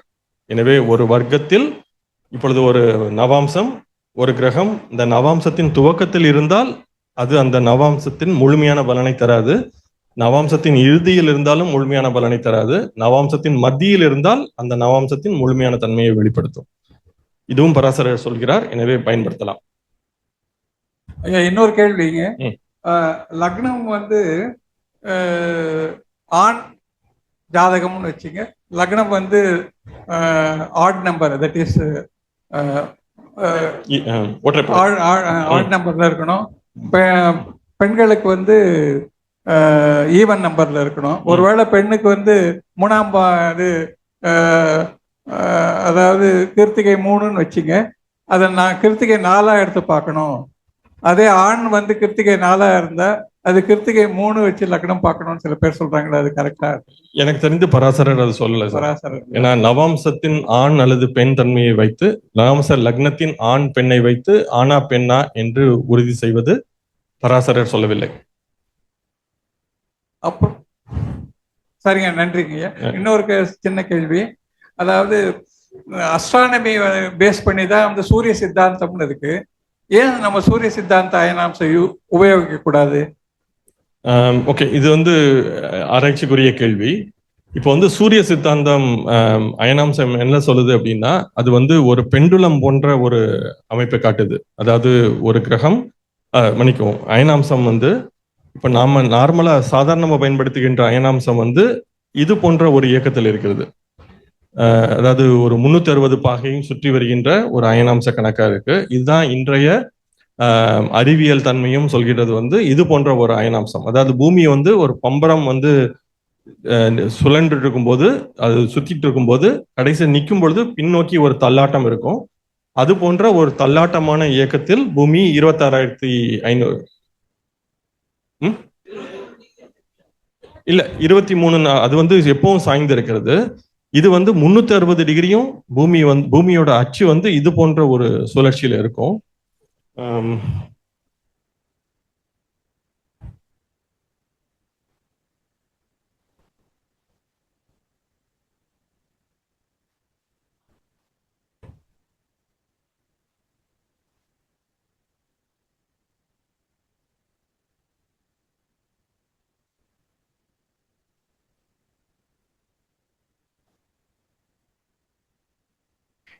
இதுவும் ஜோதிடமும் அறிவியலும் விளக்கத்தில் கொடுத்துருந்தேன்.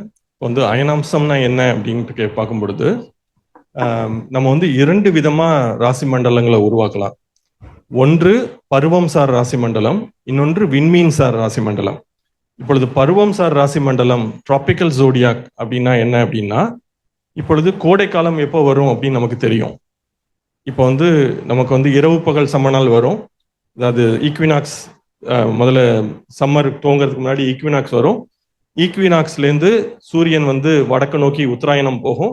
உத்தராயணம் முடிந்த பிறகு திரும்ப தட்சிணாயனத்துக்கு திரும்பி ஈக்வினாக்ஸ் வரும். அதாவது இரவு பகல் சமநாள் வரும்.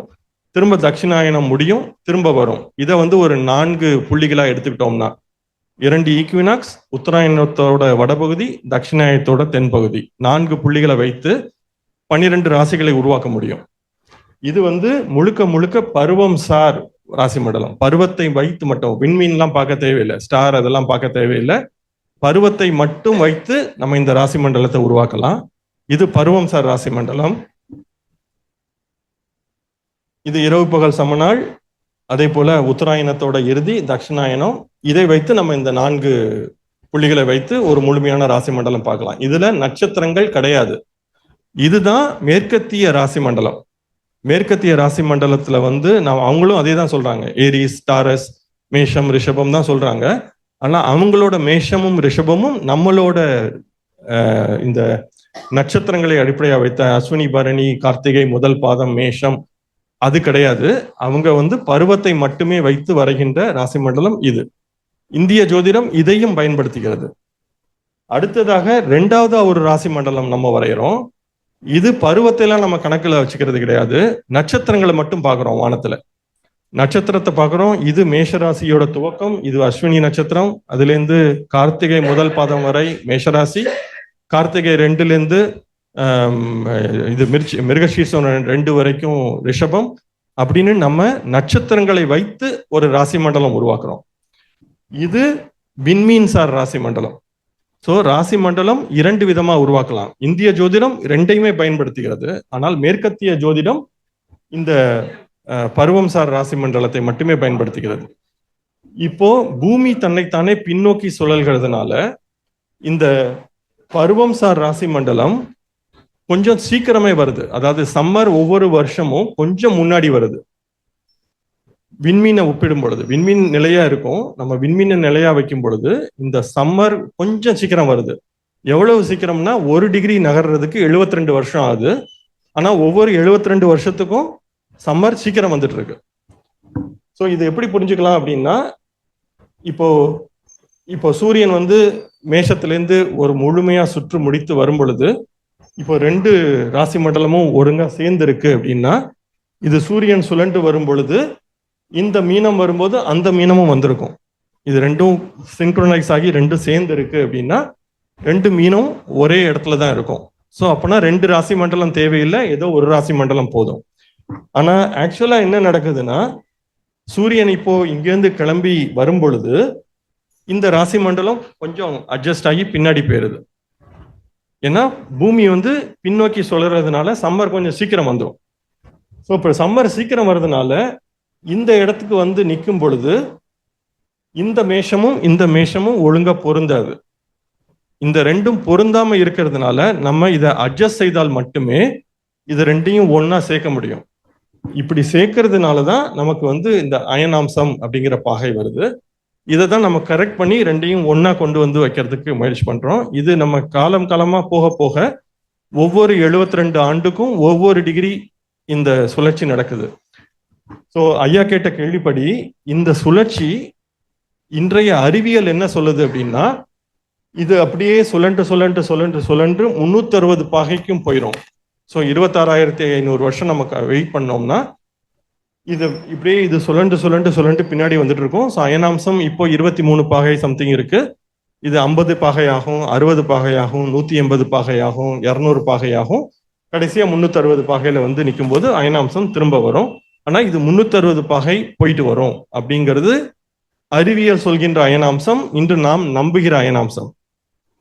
ஆனா சூரிய சித்தாந்தம் என்ன சொல்லுது அப்படின்னா, இது போன்ற ஒரு சுழற்சியில இல்ல, இது இந்த மேஷத்தை அடிப்படையாக வைத்து ஒரு பெண்டுலம் மாதிரி சுத்துது அப்படிங்கிறது சூரிய சித்தாந்தம் சொல்ல வருவது. எனவே மேஷத்துல இருக்கும், மேஷத்திலிருந்து இந்த அயனாம்சம் ரிஷபம் வரைக்கும் போகும், திரும்ப ரிஷபத்திலேருந்து மேஷம் வரும், மேஷத்திலேருந்து திரும்ப மீனம் போகும், மீனத்திலேருந்து திரும்ப மேஷம் வரும், மேஷத்திலேருந்து ரிஷபம், திரும்ப மேஷம், திரும்ப மீனம். இந்த மாதிரி ஒரு பெண்டுலம் போன்ற ஒரு இயக்கத்துல இந்த அயனாம்சம் இருக்கு அப்படிங்கிறது சூரிய சித்தாந்தம் சொல்கின்ற விளக்கம். இது சூரிய சித்தாந்தம் சொல்றது சரியா அல்லது இன்று அறிவியல் சொல்கிறது சரியா அப்படிங்கிறதுக்கு இன்னும் ஒரு 300-400 வருஷம் காத்திருக்கணும். ஏன்னா இப்போதான் அயனாம்சம் மீனத்தை தொற்றுருக்கு. ஏன்னா 23 பாகைங்கிறது வந்து நம்ம மீனத்தோட ஒரு 7 பாகை இருக்கு. இன்னொரு ஒரு 400 வருஷம் அப்படின்னு போனோம்னா 72 வருஷத்துக்கு ஒரு பாகைன்னா ஒரு 4-5 பாகை கிராஸ் பண்ணிட்டு திரும்ப அயனாம்சம் குறையுதா இல்ல மீனத்திலேருந்து கும்பம் வரைக்கும் போகுதா அப்படின்னு பார்த்தா நம்ம எது சரியான அயனாம்சம் தெரியும். ஸோ இந்த மாதிரி சூரிய சித்தாந்தம் ஒரு கம்ப்ளீட்லி வேற விதமான ஒரு அயனாம்சத்தை சொல்றதுனால சூரிய சித்தாந்தம் வந்து இன்று பெரும்பாலும் அந்த அயனாம்சம்ங்கிறது வந்து ஏற்றுக்கொள்ளப்படுவதில்லை. ஐயா இன்னொரு கேள்விங்க ஐயா. சொல்லுங்க சார். ஜியோசென்ட்ரிக் சில பேர் யூஸ் பண்றாங்க, சில பேர் டோபோசென்ட்ரிக் யூஸ் பண்றாங்க. ஆக்சுவலா எது யூஸ் பண்ண, ஜியோசென்ட்ரிக்கா டோபோசென்ட்ரிக்கா? இந்த முழு டாபிக்குமே ரெண்டுமே யூஸ் பண்ணணும் தான் சொல்றோம். எந்த நேரத்துல இப்போ வந்து லக்னம் பாவகங்களுக்கு டோபோசென்ட்ரிக், மற்ற எல்லாத்துக்கும் ஜியோசென்ட்ரிக். லக்னம் கால்குலேட் பண்றதும் பாவங்கள் கால்குலேட் பண்றதும், அதாவது பாவங்கள் வந்து நம்ம இன்று பயன்படுத்துகின்ற ஸ்ரீபதி பദ്ധதி முறையிலான பாவங்களுக்கு டோபோசென்ட்ரிக். மற்றபடி பராசர சொல்ற காலத்தை அடிப்படையாக வைத்த லக்னங்கள், காலத்தை அடிப்படையாக வைத்த லக்னத்துக்கான பாவகங்கள், கிரகத்தை அடிப்படையாக வைத்த பாவகங்கள், இது எல்லாமே ஜியோசென்ட்ரிக். மாத்தி மாத்தி தான் யூஸ் பண்ணணும். மாத்தி மாத்தி தான் யூஸ் பண்ணணும். நான் பராசரர் சொல்றதை ஃபாலோ பண்ணா ரெண்டையும் தான் யூஸ் பண்ண வேண்டியது.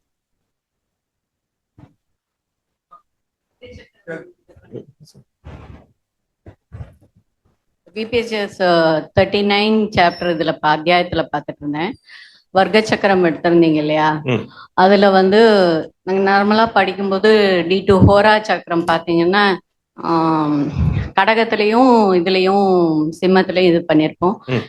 நீங்க அதுல எடுக்கும்போது ஹோரா சக்கரம் பார்க்கும்போது கொஞ்சம் டிஃப்ரெண்டா இருந்தது அந்த பராசரர் இது. எனக்கு அது கொஞ்சம் நம்ம வந்து அந்த பராசரர் சொல்றதுல வந்து அவர் வந்து சூரியனுடைய ஹோரா சந்திரனுடைய ஹோரா அப்படின்னு சொல்றாரு. அவர் வந்து சூரியனையும் சந்திரனையும் ஹோராவுக்கான அதிபதிகளாக சொல்றாரு. இப்போ வந்து பராசரர் வந்து இது வர்க்க சக்கரங்களோட விளக்கத்தை பார்த்தா எந்த ராசியில இருக்கும்னு ஒரு விளக்கம் சொல்றாரு.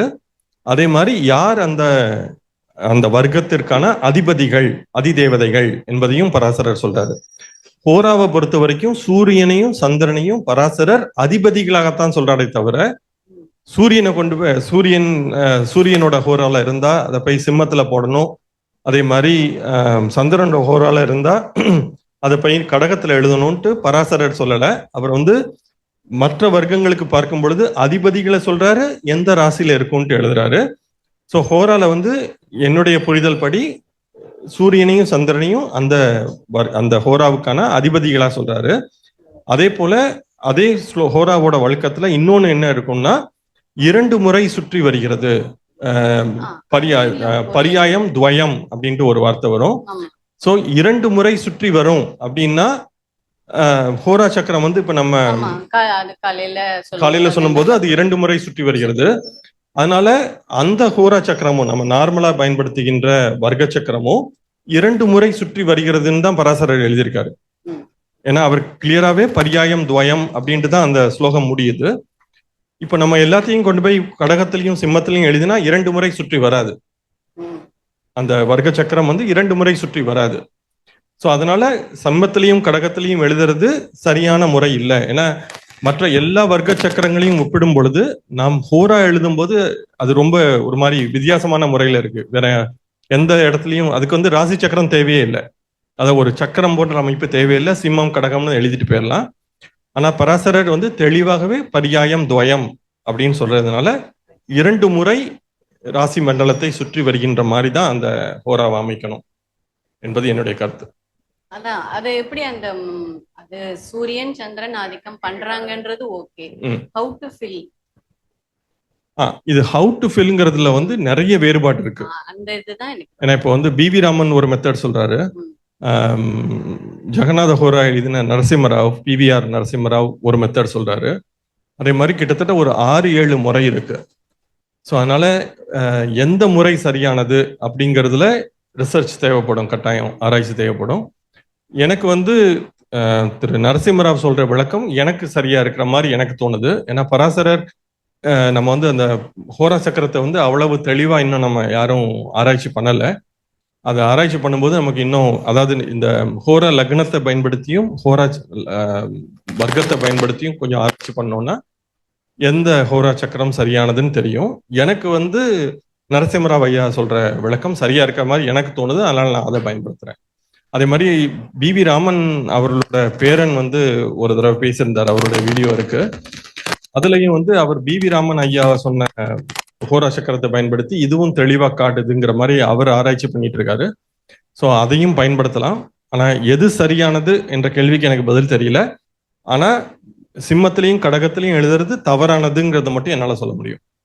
Thank you so much sir. ஏன்னா இது ரொம்ப நாளா எனக்கு இருந்த கொஸ்டின், ரொம்ப நாளா மண்டை குடைஞ்சிட்டு இருந்தது. இதுல 2லயுமே இருக்கே, அதுக்கு தீர்வே கிடைக்கல. அது தவறுன்ட்டு எனக்கு தெரியும். ஆனா மத்த எது சரின்ட்டு எனக்கு தெரியல இன்னும். சரி, நிகழ்ச்சி இருக்கு, தொடர்ந்து நடக்கும். தமிழக ஜோதிடர்களுக்கு ராமலிங்க ஐயா வாங்க, வந்து பேசுறீங்களா?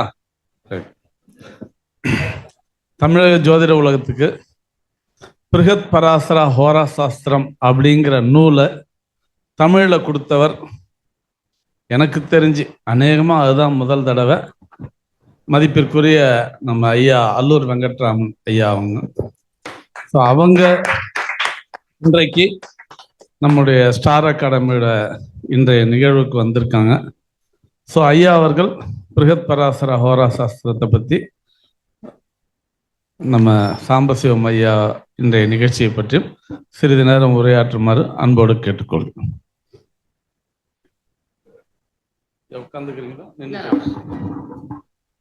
எல்லாருக்கும் வணக்கம்.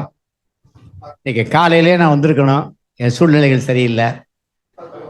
கிடந்த 2-3 மாசமாவே எனக்கும் உடம்பு சரியில்லை, மனைவிக்கும் உடம்பு சரியில்லை. அதனால ஸ்டார் அகாடமியினுடைய தொடர்புகளே கொஞ்சம் 3-4 மாசமா இல்லாமல் போயிடுச்சு. இல்லை பரவாயில்ல, கேமராக்கு ஸ்டார் அகாடமியுடைய தொடர்புகளே இன்னும் போச்சு. சனிக்கிழமை இன்னைக்கு வரும்பொழுது காலையில் ஆசையாக எடுப்பேன், அப்புறம் அசந்து போயிடும், பார்க்கறது இல்லை. இன்னைக்கு காலையிலே சீக்கிரம் வந்து கொஞ்சம் முன்னாலே வந்து டாக்டர் சாம்பசிவம் சார்கிட்ட கொஞ்சம் டிஸ்கஸ் பண்ணணும்னு நினச்சேன். அதற்கும் சந்தர்ப்பங்கள் சரியில்லாமல் போச்சு. அதனால் இந்த பராசர ஹோரா சாஸ்திரத்தை பொறுத்த வரைக்கும் நான் எதுக்காக அதை படித்தேன்னு கேட்டீங்கன்னா, இந்த ஆயுள் நிர்ணயத்துக்கு புத்தகம் எழுதும் பொழுது பராசரரை படிக்க வேண்டிய சூழ்நிலை வந்தது. ஏன்னு கேட்டீங்கன்னா, எல்லாருமே 337 பரவல் போட்டு தான் ஆயுள் நிர்ணயம் பண்ணியிருந்தாங்க. பராசரர் மாத்திரம் 386 பரவல் போட்டு எழுதியிருந்தார். உடனே இது சம்பந்தமான விளக்க புத்தகங்கள் அப்போல்லாம் டெல்லியிலேருந்து தபாலில் தான் எழுதி வரவழைச்சேன். இப்போ தான் நெட்டு உங்களுக்கு ஃபோனு அதெல்லாம் 15 வருஷம் 10 வருஷத்துக்கு முன்னாலெல்லாம் கிடையாது. எல்லா புஸ்தகத்தையும் வாங்கி விளக்க புஸ்தகங்கள்லாம் பார்க்கும் பொழுது ஒரு டிபி சாக்சேனா எல்லாம் பெரிய பெரிய விஐபிஸ் அவங்கெல்லாம் 386 பரலை போட்டு இருந்தாங்க. அப்போ பராசரர் 386 போட்டிருக்காரு. அதனால் அந்த 386 பரலை போடும் பொழுது அதை படிக்க வேண்டிய சூழ்நிலைகள் பராசர புஸ்தகத்தையும் அப்போ தபாலில் தான் வரவழைச்சேன் டெல்லியில் இருந்து பராசர உரையை. இதை விளக்கமாகவே எழுதிடுவேன்னு சொல்லிட்டு விளக்க ஆரம்பித்தேன். அதனால அந்த புஸ்தகத்தை எழுதி முடிச்சு எனக்கு பொழுது போல எழுதினேன். அந்த புஸ்தகம் வந்துருச்சு, வேற ஒன்றும் கிடையாது. காரணம் தான், ஏன்னா நான் மெட்ராஸில் போயிருப்பேன், பம்பாயில் இருந்தேன், அமெரிக்காவில் இருந்தேன். இந்த மாதிரி சூழ்நிலைகள்லாம் எனக்கு பொழுது போலைங்கிறக்காக செஞ்சது தான். எப்படியோ ஒரு புஸ்தகம் வந்துருச்சு, அதில் ஒரு ஸ்பெல்லிங் மிஸ்டேக்குகள் இருக்கும், இன்னும் கொஞ்சம் அதை டெவலப் பண்ணலன்னாக்க எனக்கு சமஸ்கிருத நாலேஜ் பத்தாது. நான் உள்ளே சொல்கிறேன், படிப்பேன், பேசுவேன், எழுதுவேன், ஓரளவுக்கு தெரியுமே ஒழிய அது ஆழ்ந்த கருத்துக்கள் எல்லாம் என்னால் புரிஞ்சிக்க முடியாது. இங்கிலீஷில் இருக்கிறத வச்சு அப்படியே டிரான்ஸ்லேட் பண்ணேன். ஏதாவது ஒரு சில தவறுகள் இருக்கலாம், அது இல்லைன்னு சொல்ல முடியலை. ஏன்னு கேட்டீங்கன்னா எனக்கு ஹெல்ப்புக்கு ஆள் கிடையாது. சார் மாதிரி இருந்திருந்தாருன்னா அன்னைக்கு டிஸ்கஸ் பண்ணுறதுக்கு ரொம்ப சௌரியமாக இருந்திருக்கும். என்ன பண்ணுறது, அந்த அளவுக்கு இங்கே யாருமே, நான் ஒரு சில ஜோசியர்கள்ட்டெல்லாம் போனேன், எல்லாம் அவங்கவுங்க ஜோலியை பார்த்துட்டு இருந்தாங்களோ, இதுக்கெல்லாம் அவங்க யாரும் முக்கியத்துவம் கொடுக்கல. ஆயுள் நிர்ணயத்துக்கெல்லாம் முக்கியத்துவம் யாருமே கொடுக்கல. எப்படியோ ஒரு புஸ்தகம் போட்டேன், ஆயுள் நிர்ணய கணிதம்னு. 386 பரலை வச்சு சார் அகாடமிலேயே 2 எஸ்பி சவானுக்கு போட்டு எக்ஸ்பிளைன் பண்ணேன். அதே மாதிரி இதுக்கு போட்டேன், பத்மினிக்கு போட்டு கொடுத்தேன். ஒரு 3-4 மாதமாக சரியான தொடர்புகள் இல்லாமல் போச்சு. இனிமேல் இங்கே வந்துட்டேன் பக்கத்துலேயே, இனிமேல் அடிக்கடி சந்திக்கலாம். எல்லாம் சந்திச்சவர்கள் தான், எல்லாம் தெரிஞ்சவர்கள் தான். சந்தர்ப்பங்கள் சரியில்லை, அதனால் இன்னைக்கு அதிகமான விளக்கங்களை நான் கொடுக்க முடியாத சூழ்நிலையில் இருக்கேன். எப்படியோ பராசர ஒரேங்கிற ஒரு புஸ்தகம் வந்துருச்சு. அதில் கருத்துக்கள் எல்லாம் ஒரே கருத்துக்கள் தான். அதில் இந்த குழந்தை பிறப்பில் ஏற்படும் தோஷங்கள் பின்னால் அழகாக கொடுத்துருக்காங்க. அதுதான் ரொம்ப முக்கியம் பராசரர் சொன்னதில். யாருமே அதுக்கு முன்னாலே நான் 63 தோஷங்கள்னு எழுதியிருக்கேன். அது 2000 வந்துருச்சு, இங்கே இருக்குது. அப்போவே வேற புஸ்தகங்கள் எல்லாம் பரிசீலனை பண்ணி தான் குழந்தை பிறப்பில் ஏற்படும் தோஷங்கள் எழுதினேன். அது ரொம்ப முக்கியமான கருத்துக்கள், ஆழ்ந்த கருத்துக்கள். அதனால் இந்த பராசர உரை நல்லா வியாபாரம் ஆகுது, மக்களுக்கு போய் சேர்ந்துட்டு இருக்கு. அது சார் டாக்டர் சாம்பசிவன் நல்லா நிறைய விளக்கம் கொடுக்குறாரு. அதனால் மக்களுக்கு நல்லது போய் சேர்றதுல இந்த ஸ்டார் அகாடமிக்கு ஒரு பங்கு இருக்குது. அதை நினச்சி நான் சந்தோஷப்படுறேன். துறன் இன்னைக்கு முடிச்சுக்கிறேன். நன்றி, வணக்கம், விடைபெறுகிறேன். மிக்க நன்றி ஐயா.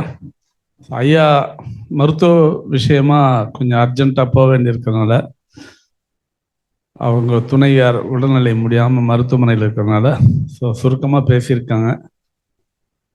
பிருகத்பராசர ஓரா சாஸ்திரத்தை தமிழில் அச்சடித்து கொடுத்துருக்காங்கன்னா அவங்களுடைய ஜோதிட விஷயம் அளப்பரியது. ஜோதிட சம்மந்தமாக ஆயுள் நிர்ணய கணித சம்மந்தமாக அநேகமாக தமிழில் வந்த புத்தகம் அவருடைய புத்தகம்தான். இப்போ காலம் சூழ்நிலை ஐயாவில் ஏற்கனவே நம்ம ஸ்டார் அகாடமியில் ஆயுள் நிர்ணய கணிதம் ஒரு முழு நாள் வகுப்பு எடுத்திருக்காங்க. நானும் நம்ம டாக்டர் மருத்துவ ஜோதிட பேராசான் ஸ்ரீனிவாசன், நாங்கள் 2 பேரும் அல்லூர் கிராமத்திலே போய் தங்கி அவர்கிட்ட ஆயுள் நிர்ணய கணிதம் படிச்சிருக்கோம். செவிக்கு உணவு, வயிற்றுக்கு உணவு, இது 2மே அங்கே நிறைவாக இருந்துச்சு. ஸோ இந்த சூழ்நிலையில் ஐயா நீண்ட நேரம் பேச முடியல. இருந்தாலும் ஐயா இந்த நிகழ்ச்சியில் பங்கெடுத்ததில் ரொம்ப மகிழ்ச்சி. ஸ்டார் அகாடமி சார்பில் நன்றி தெரிவிச்சுக்கிறோம். சாம்பசிவம் ஐயா சார்பில் ஒரு சிறு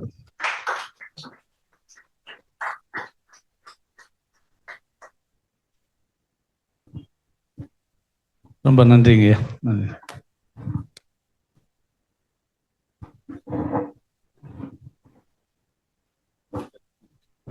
வேற ஏதாவது கேள்விகள் இருக்கா? சொல்லுங்க சார்.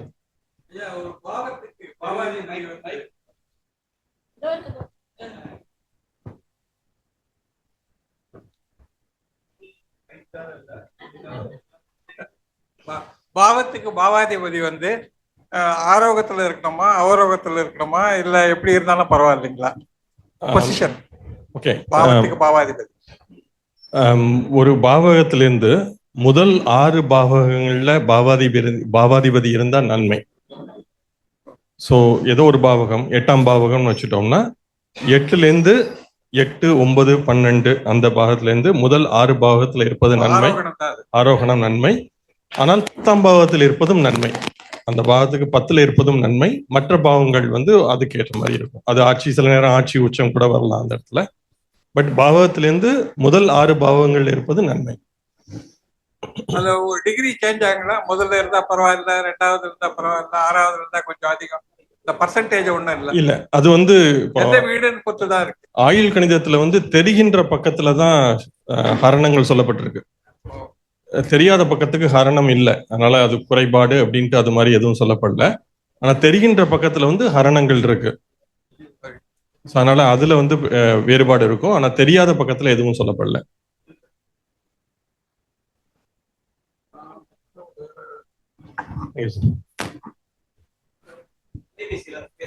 சரி சார்.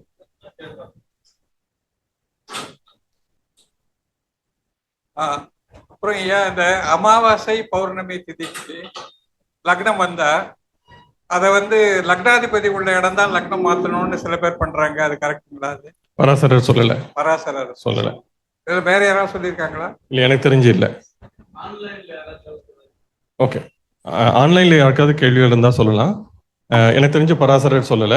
ஆனா இப்போ வந்து வராகம் வீரர் என்ன சொல்றாரு அப்படின்னா, லக்னம், சந்திரன், சூரியன் இந்த மூணுல எது அதிக பலத்துடன் இருக்கிறதோ அதுல இருந்து தசை துவங்கும் அந்த மாதிரி சொல்றாரு. மற்றபடி அமாவாசையில இருக்கிறதுனால ஏதாவது மாத்தணுங்கிற மாதிரி எதுவும் சொல்லல.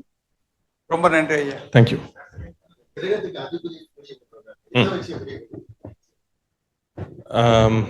இது ஒரு நல்ல கேள்வி. ராசிக்கு அதிபதி சொல்றீங்களா? ஒவ்வொரு ராசிக்கும் எந்த இதுக்கு ராசிக்கும் கிரகத்துக்கு அதிபதி யாரு சொல்றாங்க? அந்த அதிபதிங்கிறது எப்படி முடிவு பண்ணிருக்காங்க? இப்போ வந்து இது இரண்டு விதமான காரணங்கள் சொல்லலாம். ஆனா இது எல்லாமே ஒரு ஒரு கெஸ் ஒர்க் தான். ஆக்சுவலா எதுவும் எந்த விளக்கமும் மூல நூல்கள்ல இல்லை. ஒன்று வந்து பராசரர் என்ன சொல்றாருன்னா, சூரியன் சந்திரன் அப்படிங்கிறது வந்து ராஜா ராணி அல்லது அரச குடும்பம், ராஜா ராணி அந்த மாதிரி சொல்றாரு. அது ரெண்டும் ஒரு மையத்துல இருக்கு. அதே மாதிரி புதன்கிறது வந்து இளவரசன். ஆனா இப்ப சூரியன் சந்திரனை அடுத்து 2 இளவரசன் இருக்கு. சுக்கிரன் குரு இரண்டுமே அமைச்சர்கள். செவ்வாய்ங்கிறது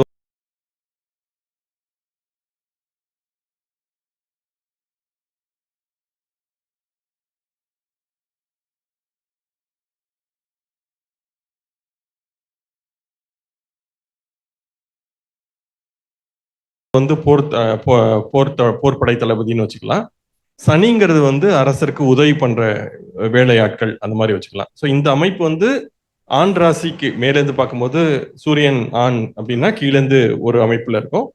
சந்திரன் பெண் அப்படின்னு வச்சுட்டோம்னா மேலேருந்து ஒரு அமைப்புல இருக்கும். இது வந்து சூரியன் சந்திரன் சனி வச்சுட்டோம்னா ஒரு ரிஃப்ளெக்டிவ் அமைப்புல இருக்கும். நம்ம வந்து ராசி மண்டலத்தை ஃபோல்டு பண்ணோம்னா ஒன்றுக்கு மேல ஒன்று பொருந்தி இருக்கும் அப்படின்னு சொல்லலாம். அதனால ராசி மண்டலம் வந்து ஒரு ஸ்ட்ரக்சர்ட் அமைப்புல இருக்கு அப்படின்னு சொல்லலாம். இன்னொன்று வந்து காலச்சக்கர தசையில ஸ்டார் அகாடமியில தமிழ் உரை 2 இருக்கு. அதுல வந்து இந்த ஆண் ராசிகள் பெண் ராசிகள் வந்து அர்த்தநாரீஸ்வர ரூபத்துல எப்படி இருக்குங்கிற மாதிரி ஒரு விளக்கம் கொடுத்துருக்கேன். ஸோ அதுல பார்த்தாலும் இந்த ஆண் ராசிகள் பெண் ராசிகள் நீங்க அதாவது 2 ராசி சக்கரம் வரைஞ்சி ஒன்றுக்கு ஒன்று ஃபோல்டு பண்ணீங்கனாலும் ஒரே அமைப்புல வரும். அதனால இது வந்து ஒரு சிமெட்ரி காரணமா, அதாவது ஒரு சிமெட்ரிக்கு தமிழ் எப்படி சொல்றது, மிரர் ரிஃப்ளெக்ஷன் அந்த மாதிரி ஒரு அமைப்பு காரணமா வந்திருக்கலாம். மற்றபடி தனுசு ஏன் குருக்கானது, கடகம் ஏன் சந்திரனுக்கானதுங்கிறதுக்கு வேற ஏதாவது அறிவியல் விளக்கம் இருக்கிற மாதிரி எனக்கு தெரியல. இன்னொன்று ஒரே ஒரு கேள்வி வந்திருந்தது. அது வந்து ஆன்லைன்ல இணைஞ்சிருக்கிறவங்களுக்கு ஏதாவது டவுட்னா கேட்கலாம் அல்லது ஹேண்ட் ரைஸ் பண்ணலாம். யாருக்கு டவுட் இருக்கா? அன்மியூட் பண்ணலாம். ஐயா வணக்கம். சொல்லுங்க. சரவணன் தனபால் சார். இப்ப தசாபுத்தி பலன் எடுக்கும்போது தசாநாதன் நின்ற வீட்டுக்கும் நம்ம வந்து 1ஆம் இடமா பாவிச்சு, அதாவது லக்னம்னு சொல்லக்கூடாது, லக்னமா தசாநாதன் நின்ற வீட்டை வந்து லக்னமா பாவிச்சு அதுக்கு கிரகங்கள் வந்து 1, 4, 7, 10 அல்லது 6, 8, 12 கிரகம் நின்று அது புக்தி நடத்தும் போது பிரச்சனை வரும் அப்படின்ற மாதிரி பார்க்கணுங்களா ஐயா? அதை சொல்லியிருக்கிறாரா பராசரர் அப்படின்னு? நன்றி சரவணன், உங்களுடைய கேள்விக்கு. சரவணன் தனபால் ஐயா, பராசரர் நிச்சயமா சொல்லியிருக்காரு. பராசரர் வந்து தசாநாதனையும் லக்னமாக வைத்து பலன் பார்க்க சொல்றாரு. எனவே பராசரர் சொல்லும் பொழுது ஒரு தசைக்கு பலன் சொல்லும் பொழுது லக்னத்தை அடிப்படையாக வைத்து பார்க்க சொல்றாரு. அதே மாதிரி ஒவ்வொரு பாவ காரகம் சொல்றாரு. அதாவது இப்போ வந்து லக்னத்துக்கு வந்து காரகன் வந்து சூரியன். ஸோ இப்போ லக்னத்துக்கு பலன் பார்க்கணும்னா லக்னத்தை வச்சு பார்க்கலாம், சூரியனை வச்சும் பார்க்கலாம், காரகாம்ச லக்னத்தை வச்சும் பார்க்கலாம், ஆரூட லக்னத்தை வச்சும் பார்க்கலாம், அதே ஆரூட லக்னத்தை வச்சு பார்க்கலாம். அதே மாதிரி இப்போ தசா நாதன் அப்படின்னா இப்போ வந்து சூரிய தசை அப்படின்னா, அல்லது லக்ன தசை அப்படின்னா லக்னத்தோட அதிபதியையும் லக்னமா வச்சு பார்க்கலாம். இந்த மாதிரி பல்வேறு விதமான காரணிகளை லக்னமாக வைத்து ஆராய சொல்றாரு. அதனால தசாநாதனுக்கும் எப்படி அந்தந்த புக்திகள் அமைந்திருக்கு, அல்லது அந்த தசாநாதன் எந்த பாவத்துல இருக்கு, அதுல இருந்து எந்த விதமா மற்ற கிரகங்கள் அமைந்திருக்கு அப்படிங்கிறத வச்சும் நம்ம பார்க்க முடியும். இப்போ வந்து விபி கோயல் அப்படிங்கிறவர் வந்து யோகினி தசைக்கு ஒரு புத்தகம் எழுதியிருக்காரு. அந்த யோகினி தசையோட புத்தகத்துல பாத்தீங்கன்னா அவர் அந்த யோகினி தசை எந்த நட்சத்திரத்துல ஆரம்பிக்குதுன்னு பார்த்து அதை லக்னமா வைத்து அதையும் பிறப்பு லக்னத்தையும் ஒரு சேர வைத்து அவர் வந்து ரிசர்ச் பண்ணி மிக சிறப்பான ஒரு புத்தகம் யோகினி தசைக்கு எழுதியிருக்காரு. அதனால பராசரர் நிச்சயமா தசாநாதனையும் லக்னமாக வைத்து பார்க்க சொல்றாரு. அதனால பார்க்கலாம். சரவணன் சார் அன்மியூட் பண்ணுங்க. ஐயா புரிஞ்சுதுங்க. ரைட், நன்றி நன்றி நன்றி நன்றி. ரைட், அடுத்து வேற யாரும் ஏதாவது கேள்விகள்னா கேட்கலாம். நிகழ்ச்சி கிட்டத்தட்ட நிறைவேறும் தருவாயில இருக்கிறோம். ஒரு நிமிஷம்.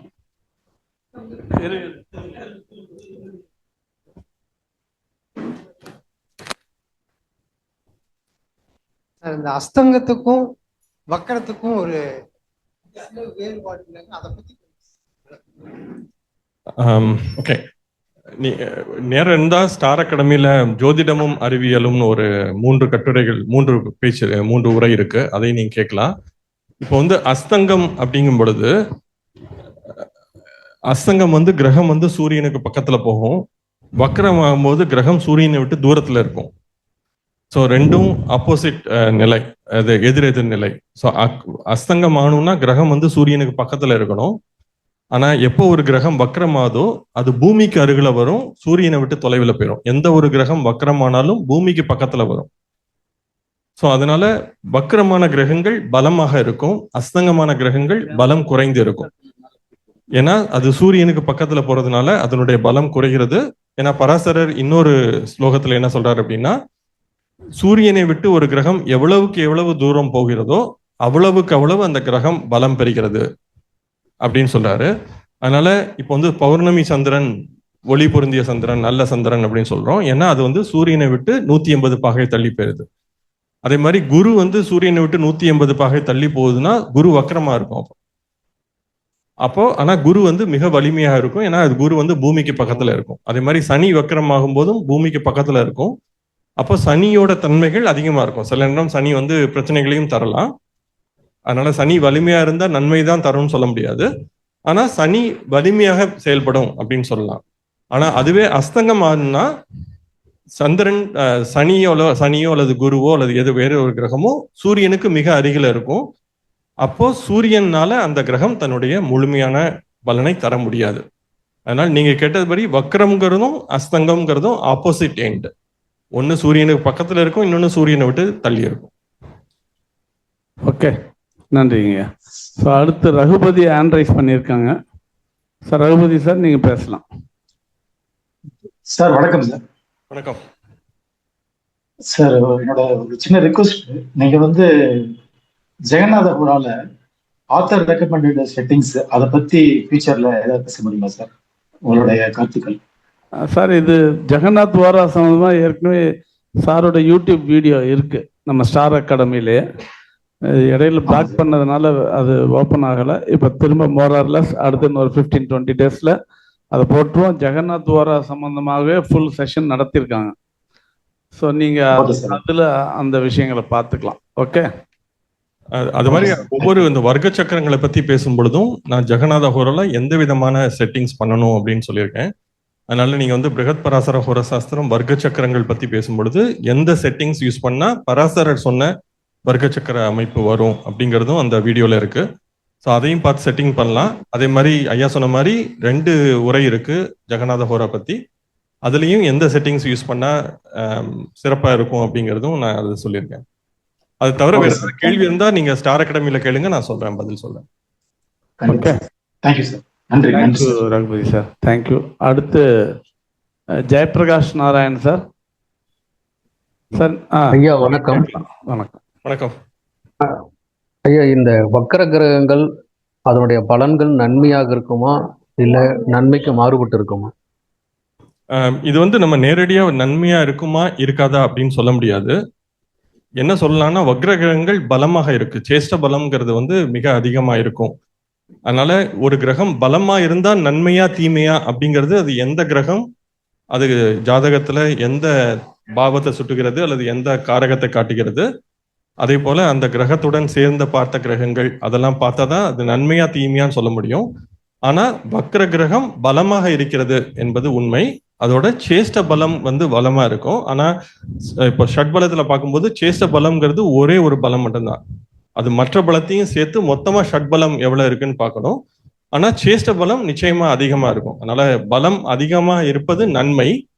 ஆனா அந்த குறிப்பிட்ட கிரகம் பலமாக இருப்பது அந்த ஜாதகருக்கு நன்மையா இல்லையாங்கிறது ஜாதகத்தை பார்த்தா தான் தெரியும். Okay, right. வேற யாரும் எதுவும் கேள்விகள் இருக்கா? நன்றி ஐயா. Right sir, Jayaprakash Narayan sir, நன்றி. ஒரு நிமிஷம், வேற யாரும் இருக்கா? சரி, ஓகே, ஒரு நிமிஷம். கடைசி கேள்வி தானா? கடைசி தானா?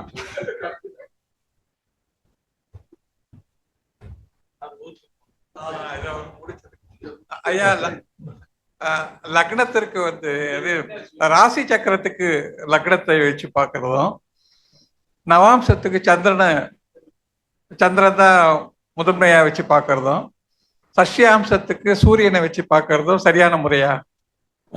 அப்படியும் பராசரர் சொல்லல. அவர் வந்து மூன்றையும் வச்சு பார்க்க சொல்றாரு. இப்போ வந்து சுதர்சன சக்கரம் அப்படின்னு ஒரு யார் பலம் வாய்ந்ததுன்னு வச்சு இல்ல, மூன்றையுமே சேர்த்து மூன்றையுமே பார்க்க சொல்றாரு. இப்போ வந்து சந்திரன் வந்து மனோகாரகன், லக்னம்ங்கிறது வந்து ஆத்மகாரகன், சூரியனும் ஆத்மகாரகன், அல்லது லக்னம் வந்து உடல் காரகன், சூரியன் வந்து ஆத்மகாரகன். ஸோ அப்பனால நம்ம மூணையுமே பார்க்கலாம், எல்லா இடத்துலையும் எல்லா தன்மையும் வைத்து பார்க்கலாம். இப்போ பராசரர் என்ன சொல்றாருன்னா, சுதர்சன சக்கர முறையில மூன்றையும் ஒரு சேர பார்க்க சொல்றாரு. ஸோ அதனால இது மூன்றுமே முக்கியமானது. வராகமிகரர் வந்து மூன்றுல எது பலம் கூடவோ அதை வைத்து பார்க்க சொல்றாரு. ஸோ அதனால இப்ப நவாம்சத்துக்குன்னு சிறப்பாக சந்திரனை வைத்து பார்க்கறது அப்படின்ட்டு எதுவும் இல்லை. நவாம்சத்துல லக்னத்தை வைத்தும் பார்க்கலாம். சரிங்க, ரொம்ப நன்றி. சார், லக்னத்துல தெரியாது, அதாவது தர்மத்தை நவாம்சத்தை வந்து தர்மாம்சம்னு சொல்றோம். அதனால வந்து ஒருத்தருடைய தர்மம் அல்லது அவருடைய நீதி நெறி எல்லாம் எப்படி இருக்கு அப்படின்னு பாக்குறதுக்கு நவாம்சத்தை பார்க்கலாம். ஸோ அப்போ வந்து இப்போ வந்து சந்திரனை அடிப்படையா வைத்து பார்க்கும் பொழுது ஒருடைய மனம் வந்து நீதி நெறி தர்மா அதுல வந்து எந்த விதமாக இருக்கு அப்படின்னு சொல்லும். இப்போ லக்னத்தை அடிப்படையா வைத்து நவாம்சத்தை பார்க்கும்போது திருமண வாழ்வு அதை பத்தி பார்க்க முடியும். அதனால இப்போ நவாம்சம் வந்து திருமணம் மட்டும் இல்லை, அதே மாதிரி தர்மம் மட்டும் இல்லை, மற்ற காரணங்களுக்கும் பார்க்கலாம். இப்போ வந்து ஒரு கிரகம் பலமா இருக்கா இல்லையா அப்படின்னு பார்க்கறதுக்கும் நவாம்சத்தை பயன்படுத்தலாம். ஸோ அதனால இப்போ நவாம்சத்தை பற்றி மட்டுமே இப்போ சஞ்சய் ரத்தோட ஒரு பெரிய கட்டுரை இருக்கு, உரை இருக்கு ஆங்கிலத்துல. அதை பார்த்தோம்னா நவாம்சம் வந்து இப்படியும் பார்க்கலாமா அப்படிங்கிற மாதிரி ஒரு தோற்றம் வரும் நமக்கு. ஸோ அதனால நவாம்சம்ங்கிறது வந்து கட்டாயம் ராசி சக்கரத்தோட ஒரு பிம்பம். அவர் வந்து சிவசக்தி தன்மையில அவர் வந்து அந்த நவாம்சத்தை விளக்கி இருப்பாரு. ஸோ அதனால நவாம்சம்ங்கிறது முக்கியமான ஒரு தன்மை. ஆனா நவாம்சத்துல சந்திரனை மட்டும்தான் வைத்து பார்க்க வேண்டும் என்பது சரியாக இருக்காது என்பது என்னுடைய கருத்து. நவாம்சத்துல சந்திரனையும் பார்க்கலாம், மற்ற கிரகங்களையும் பார்க்கலாம்.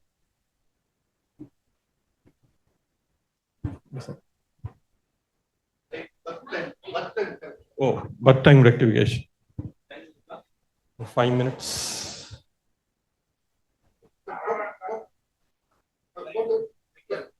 ஓகே, இப்போ பிறந்த நேரம் சரி செய்வது பற்றி ஒரு கேள்வி இருந்தது. இது வந்து நிறைய மெத்தட்ஸ் இருக்கு. இது எது சரியானது என்பது வந்து என்னை பொறுத்த வரைக்கும் மிக சரியான முறை என்பது ஒருவருடைய வாழ்க்கையில ஒரு 10-15 நிகழ்வுகளையாவது ஒரு சேர எடுத்து வைத்து சரியா எந்த லக்னம் அல்லது எந்த பாவக புள்ளி சரியா இருக்கும் அப்படிங்கிறத பார்த்தால் மட்டுமே சரியா இருக்கும்.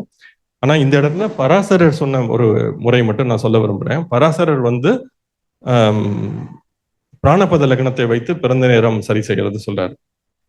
பராசரர் என்ன சொல்றாருன்னா, பிராணபத லக்னம் லக்னத்திலேயோ அல்லது அதன் திரிகோணங்களிலோ நவாம்சத்துல இருக்கணும் அப்படின்னு சொல்றாரு. அப்போ இருந்தாதான் அது சரியான பிறப்பு அப்படின்னு பராசரர் சொல்றாரு. இப்போ இந்த ஜாதகத்துக்கு பார்க்கும் பொழுது பிராணபத லக்னம் எங்க இருக்கு அப்படின்னு பார்த்தோம்னா, பிராணபதம் வந்து கேப்ரிகான் அல்லது மகரத்துல இருக்கு, 8 பாகையில இருக்கு. இது நவாம்சத்துல எந்த இடத்துல இருக்கு அப்படின்னு பார்க்கும் பொழுது நவாம்சத்துல வந்து மீனத்துல இருக்கு. இந்த ஜாதகத்தை பொறுத்த வரைக்கும் பிராணபத லக்னம் வந்து இந்த பிபி நீங்க எழுதியிருக்கோம், இது வந்து மீனத்துல இருக்கு. இது லக்ன திரிகோணத்துல இல்லை. இப்போ இந்த லக்னத்தை சரி செய்வதற்காக, பிறந்த நேரத்தை சரி செய்வதற்காக இந்த பிராணபத லக்னத்தை நகர்த்தி லக்னத்தை கொண்டு வரணும். ஸோ இப்போ லக்னத்துக்கு நகர்த்தி கொண்டு வருதுன்னா நம்ம முன்னாடியும் நகர்த்தலாம், பின்னாடியும் நகர்த்தலாம். இப்போ இந்த ஜாதகத்தை பொறுத்த வரைக்கும் முன்னாடி நகர்த்துவது தான் சரியா இருக்கும். ஏன்னா ஒரே ஒரு கட்டம் மட்டும் நகர்ந்தா சரியா வந்துடும். சில நேரத்தில் இந்த இடத்துல இருக்கும், அப்போ சில நேரம் நம்ம முன்னாடியும் நகர்த்துறதுக்கு வாய்ப்பு இருக்கும், பின்னாடியும் 2 கட்டம் நகர்த்தினா பின்னாடியும் போகும். ஸோ இந்த ஜாதகத்தை பொறுத்த வரைக்கும் நம்ம இப்போ முன்னாடி நகர்த்தினா லக்னத்தோட பொருந்தி வந்துடும். ஸோ இப்போ முன்னாடி நகர்த்ததுக்கு இப்போ நான் இப்போ பிறந்த நேரத்தில் நான் ஒரு சில நொடிகள் மட்டும் இப்போ 20 செகண்ட் அப்படின்னு சென்ட் பண்றேன். இப்போ பிராணபத லக்னம் நகர்ந்து லக்னத்துக்கு வந்துருச்சு. ஸோ இதுதான் பராசரர் சொல்றாரு. ஆனா இது மட்டுமே போதுமானதில்லை. இப்போ 20 நகர்த்தணுமா 30 நகர்த்தணுமான்ற ஒரு கேள்விகள் வரும். ஸோ இதுக்கு வந்து கூடுதலா ஒரு சில வட இந்திய நூலாசிரியர்கள் என்ன சொல்றாங்கன்னா, சஷ்டி அம்சத்தையும் சித்தாம்சத்தையும் பார்க்கணும் அப்படின்னு சொல்றாங்க. ஸோ அதனாலதான் இந்த 2 வர்க்க சக்கரத்தையும் எடுத்து வச்சிருக்கேன். இது வந்து செட்டிங் சரியா இருக்கா அப்படின்னு எனக்கு தெரியல, இது என்னோட லேப்டாப் இல்லை, ஆனா இது சரியா இருக்கு அப்படின்னு நான் நினைச்சிட்டு, சஷ்டி அம்சத்துல என்ன சொல்றாங்க அப்படின்னா, சூரியன் அல்லது சந்திரனுக்கு திரிகோணத்துல பிராணபத லக்னம் இருக்கணும் அப்படின்னு சொல்றாங்க. சூரியன் அல்லது சந்திரனுக்கு திரிகோணத்துல பிராணபத லக்னம் இருக்கணும். ஸோ இங்க பிராணபத லக்னம் வந்து சூரியனோட சேர்ந்து இருக்கு. ஓகே, ஸோ அதனால சஷ்டி அம்சத்துல சரியா இருக்கு. அடுத்து சித்தாம்சத்துல என்ன சொல்றாங்கன்னா, புதன் அல்லது சுக்கிரனுக்கு திரிகோணத்துல இருக்கணும். ஸோ இங்க பிராணபத லக்னம் சூரியனோட இருக்கு, புதனோட இல்ல, சுக்கிரனுக்கு திரிகோணத்திலையும் இல்லை. ஸோ இப்போ எனக்கு கொஞ்சம் இந்த பக்கம் நகர்த்தி கொண்டு வந்தோம்னா புதன் அல்லது சுக்கிரனோட திரிகோணத்துல வரும். ஸோ எனக்கு இன்னும் கொஞ்சம் நகர்த்த வேண்டியிருக்கும்.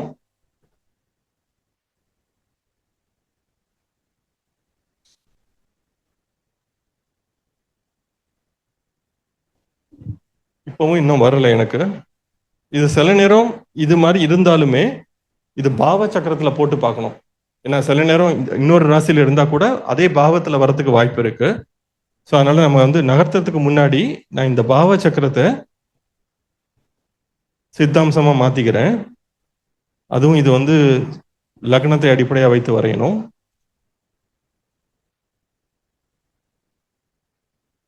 இப்போ லக்னத்தை அடிப்படையா வைத்து சித்தாம்சத்தோட பாவ சக்கரம் போட்டிருக்கேன் நான். இப்போ பார்த்தாலும் இது வந்து வரல. ஸோ இன்னும் கொஞ்சம் நகர்த்த வேண்டியிருக்கும் நமக்கு.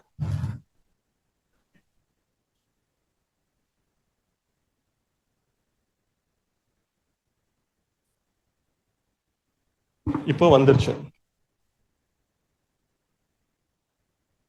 இப்போ செகண்ட் வித்தியாசம் தான் வரும். ஏன்னா இது வந்து வர்க்க சக்கரம் கொஞ்சம் துல்லியமா வரும். பட் இப்படி நகர்த்தும் பொழுது நமக்கு இதுல பிரச்சனை இருக்கான்னு பார்க்கணும். ஏன்னா இப்போ வந்து இந்த இடத்துல மாறிடுச்சு. பட் ஆனா சூரியனுக்கு பதிலாக சந்திரனோட திரிகோணத்துல வந்துருச்சு, அதனால ஓகே. அதே மாதிரி இங்க லக்ன திரிகோணத்துல தான் இருக்கு. ஸோ இது வந்து இந்த முறையை பின்பற்றி பிறந்த நேரம் ஓரளவு துல்லியமா இருக்கு. இது வந்து இந்த துல்லியம் எதுக்கு தேவைப்படும்னா, நமக்கு வந்து வர்க்க சக்கரங்கள் கால்குலேட் பண்ணும்போது சரியான வர்க்க சக்கரங்கள் கிடைக்கும். ஆனா இது மட்டுமே, இந்த அமைப்பு மட்டும், இதான் பராசரர் சொல்றாரு. ஆனா இது மட்டுமே போதுமா அப்படிங்கிறது வந்து இது முதல்ல நான் பண்றது. இந்த கரெக்ஷன் பண்ணதுக்கு அப்புறம் ஒரு 10-15 நிகழ்வுகளை எடுத்து அது சரியா தசாபுக்தியோட பொருந்தி வருகிறதா அப்படின்னு பார்த்தா மட்டுமே நம்ம வந்து சரியா இல்லையான்னு சொல்ல முடியும். ஒவ்வொரு ஈவென்ட்லையும் கேஸ் பண்ணிட்டே வரணும். ஃபர்ஸ்ட் ஈவென்ட் செகண்ட் ஈவென்ட்ல அது மேட்ச் ஆகலன்னா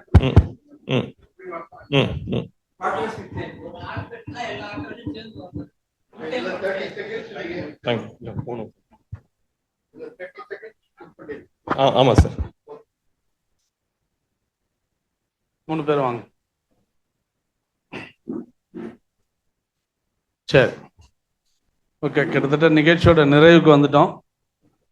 என்ன ஐயா அடுத்து பயணம் போகணும். ஸோ இன்னைக்கு காலையிலேருந்து செஷன் நடந்துட்டு இருக்கு.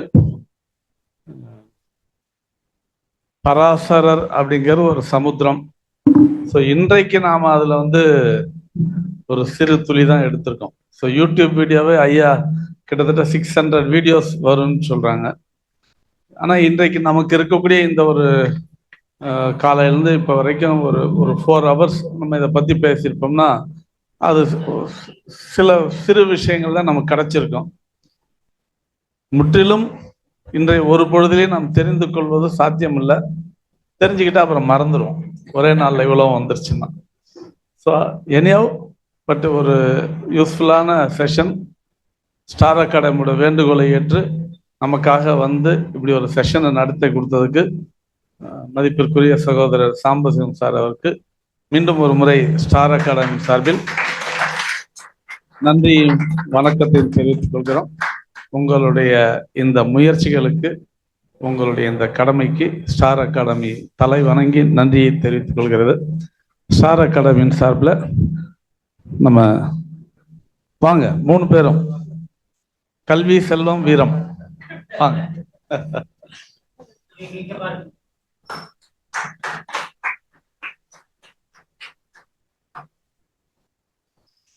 நீதான் வீரமா? வீரம் இவங்க தானா? பராசரரே வந்தப்பதான். ஆமா, ரைட், ஓகே, நன்றி. ஐயா பயணம் இருக்குன்றதுனால ரொம்ப தாமதப்படுத்த வேண்டாம். நம்ம இதோட நிகழ்ச்சியை பூர்த்தி பண்ணிக்கலாம். நாளை நம்ம JPK ஜோதிட பயிற்சிக்களம் வாதம் பித்தம் கபம் 2வது பார்ட். ஸோ இன்றைக்கு வந்திருந்தவர்கள் முடிந்த அளவுக்கு நாளைக்கும் இந்த நிகழ்ச்சியில பங்கெடுத்துக்கோங்க.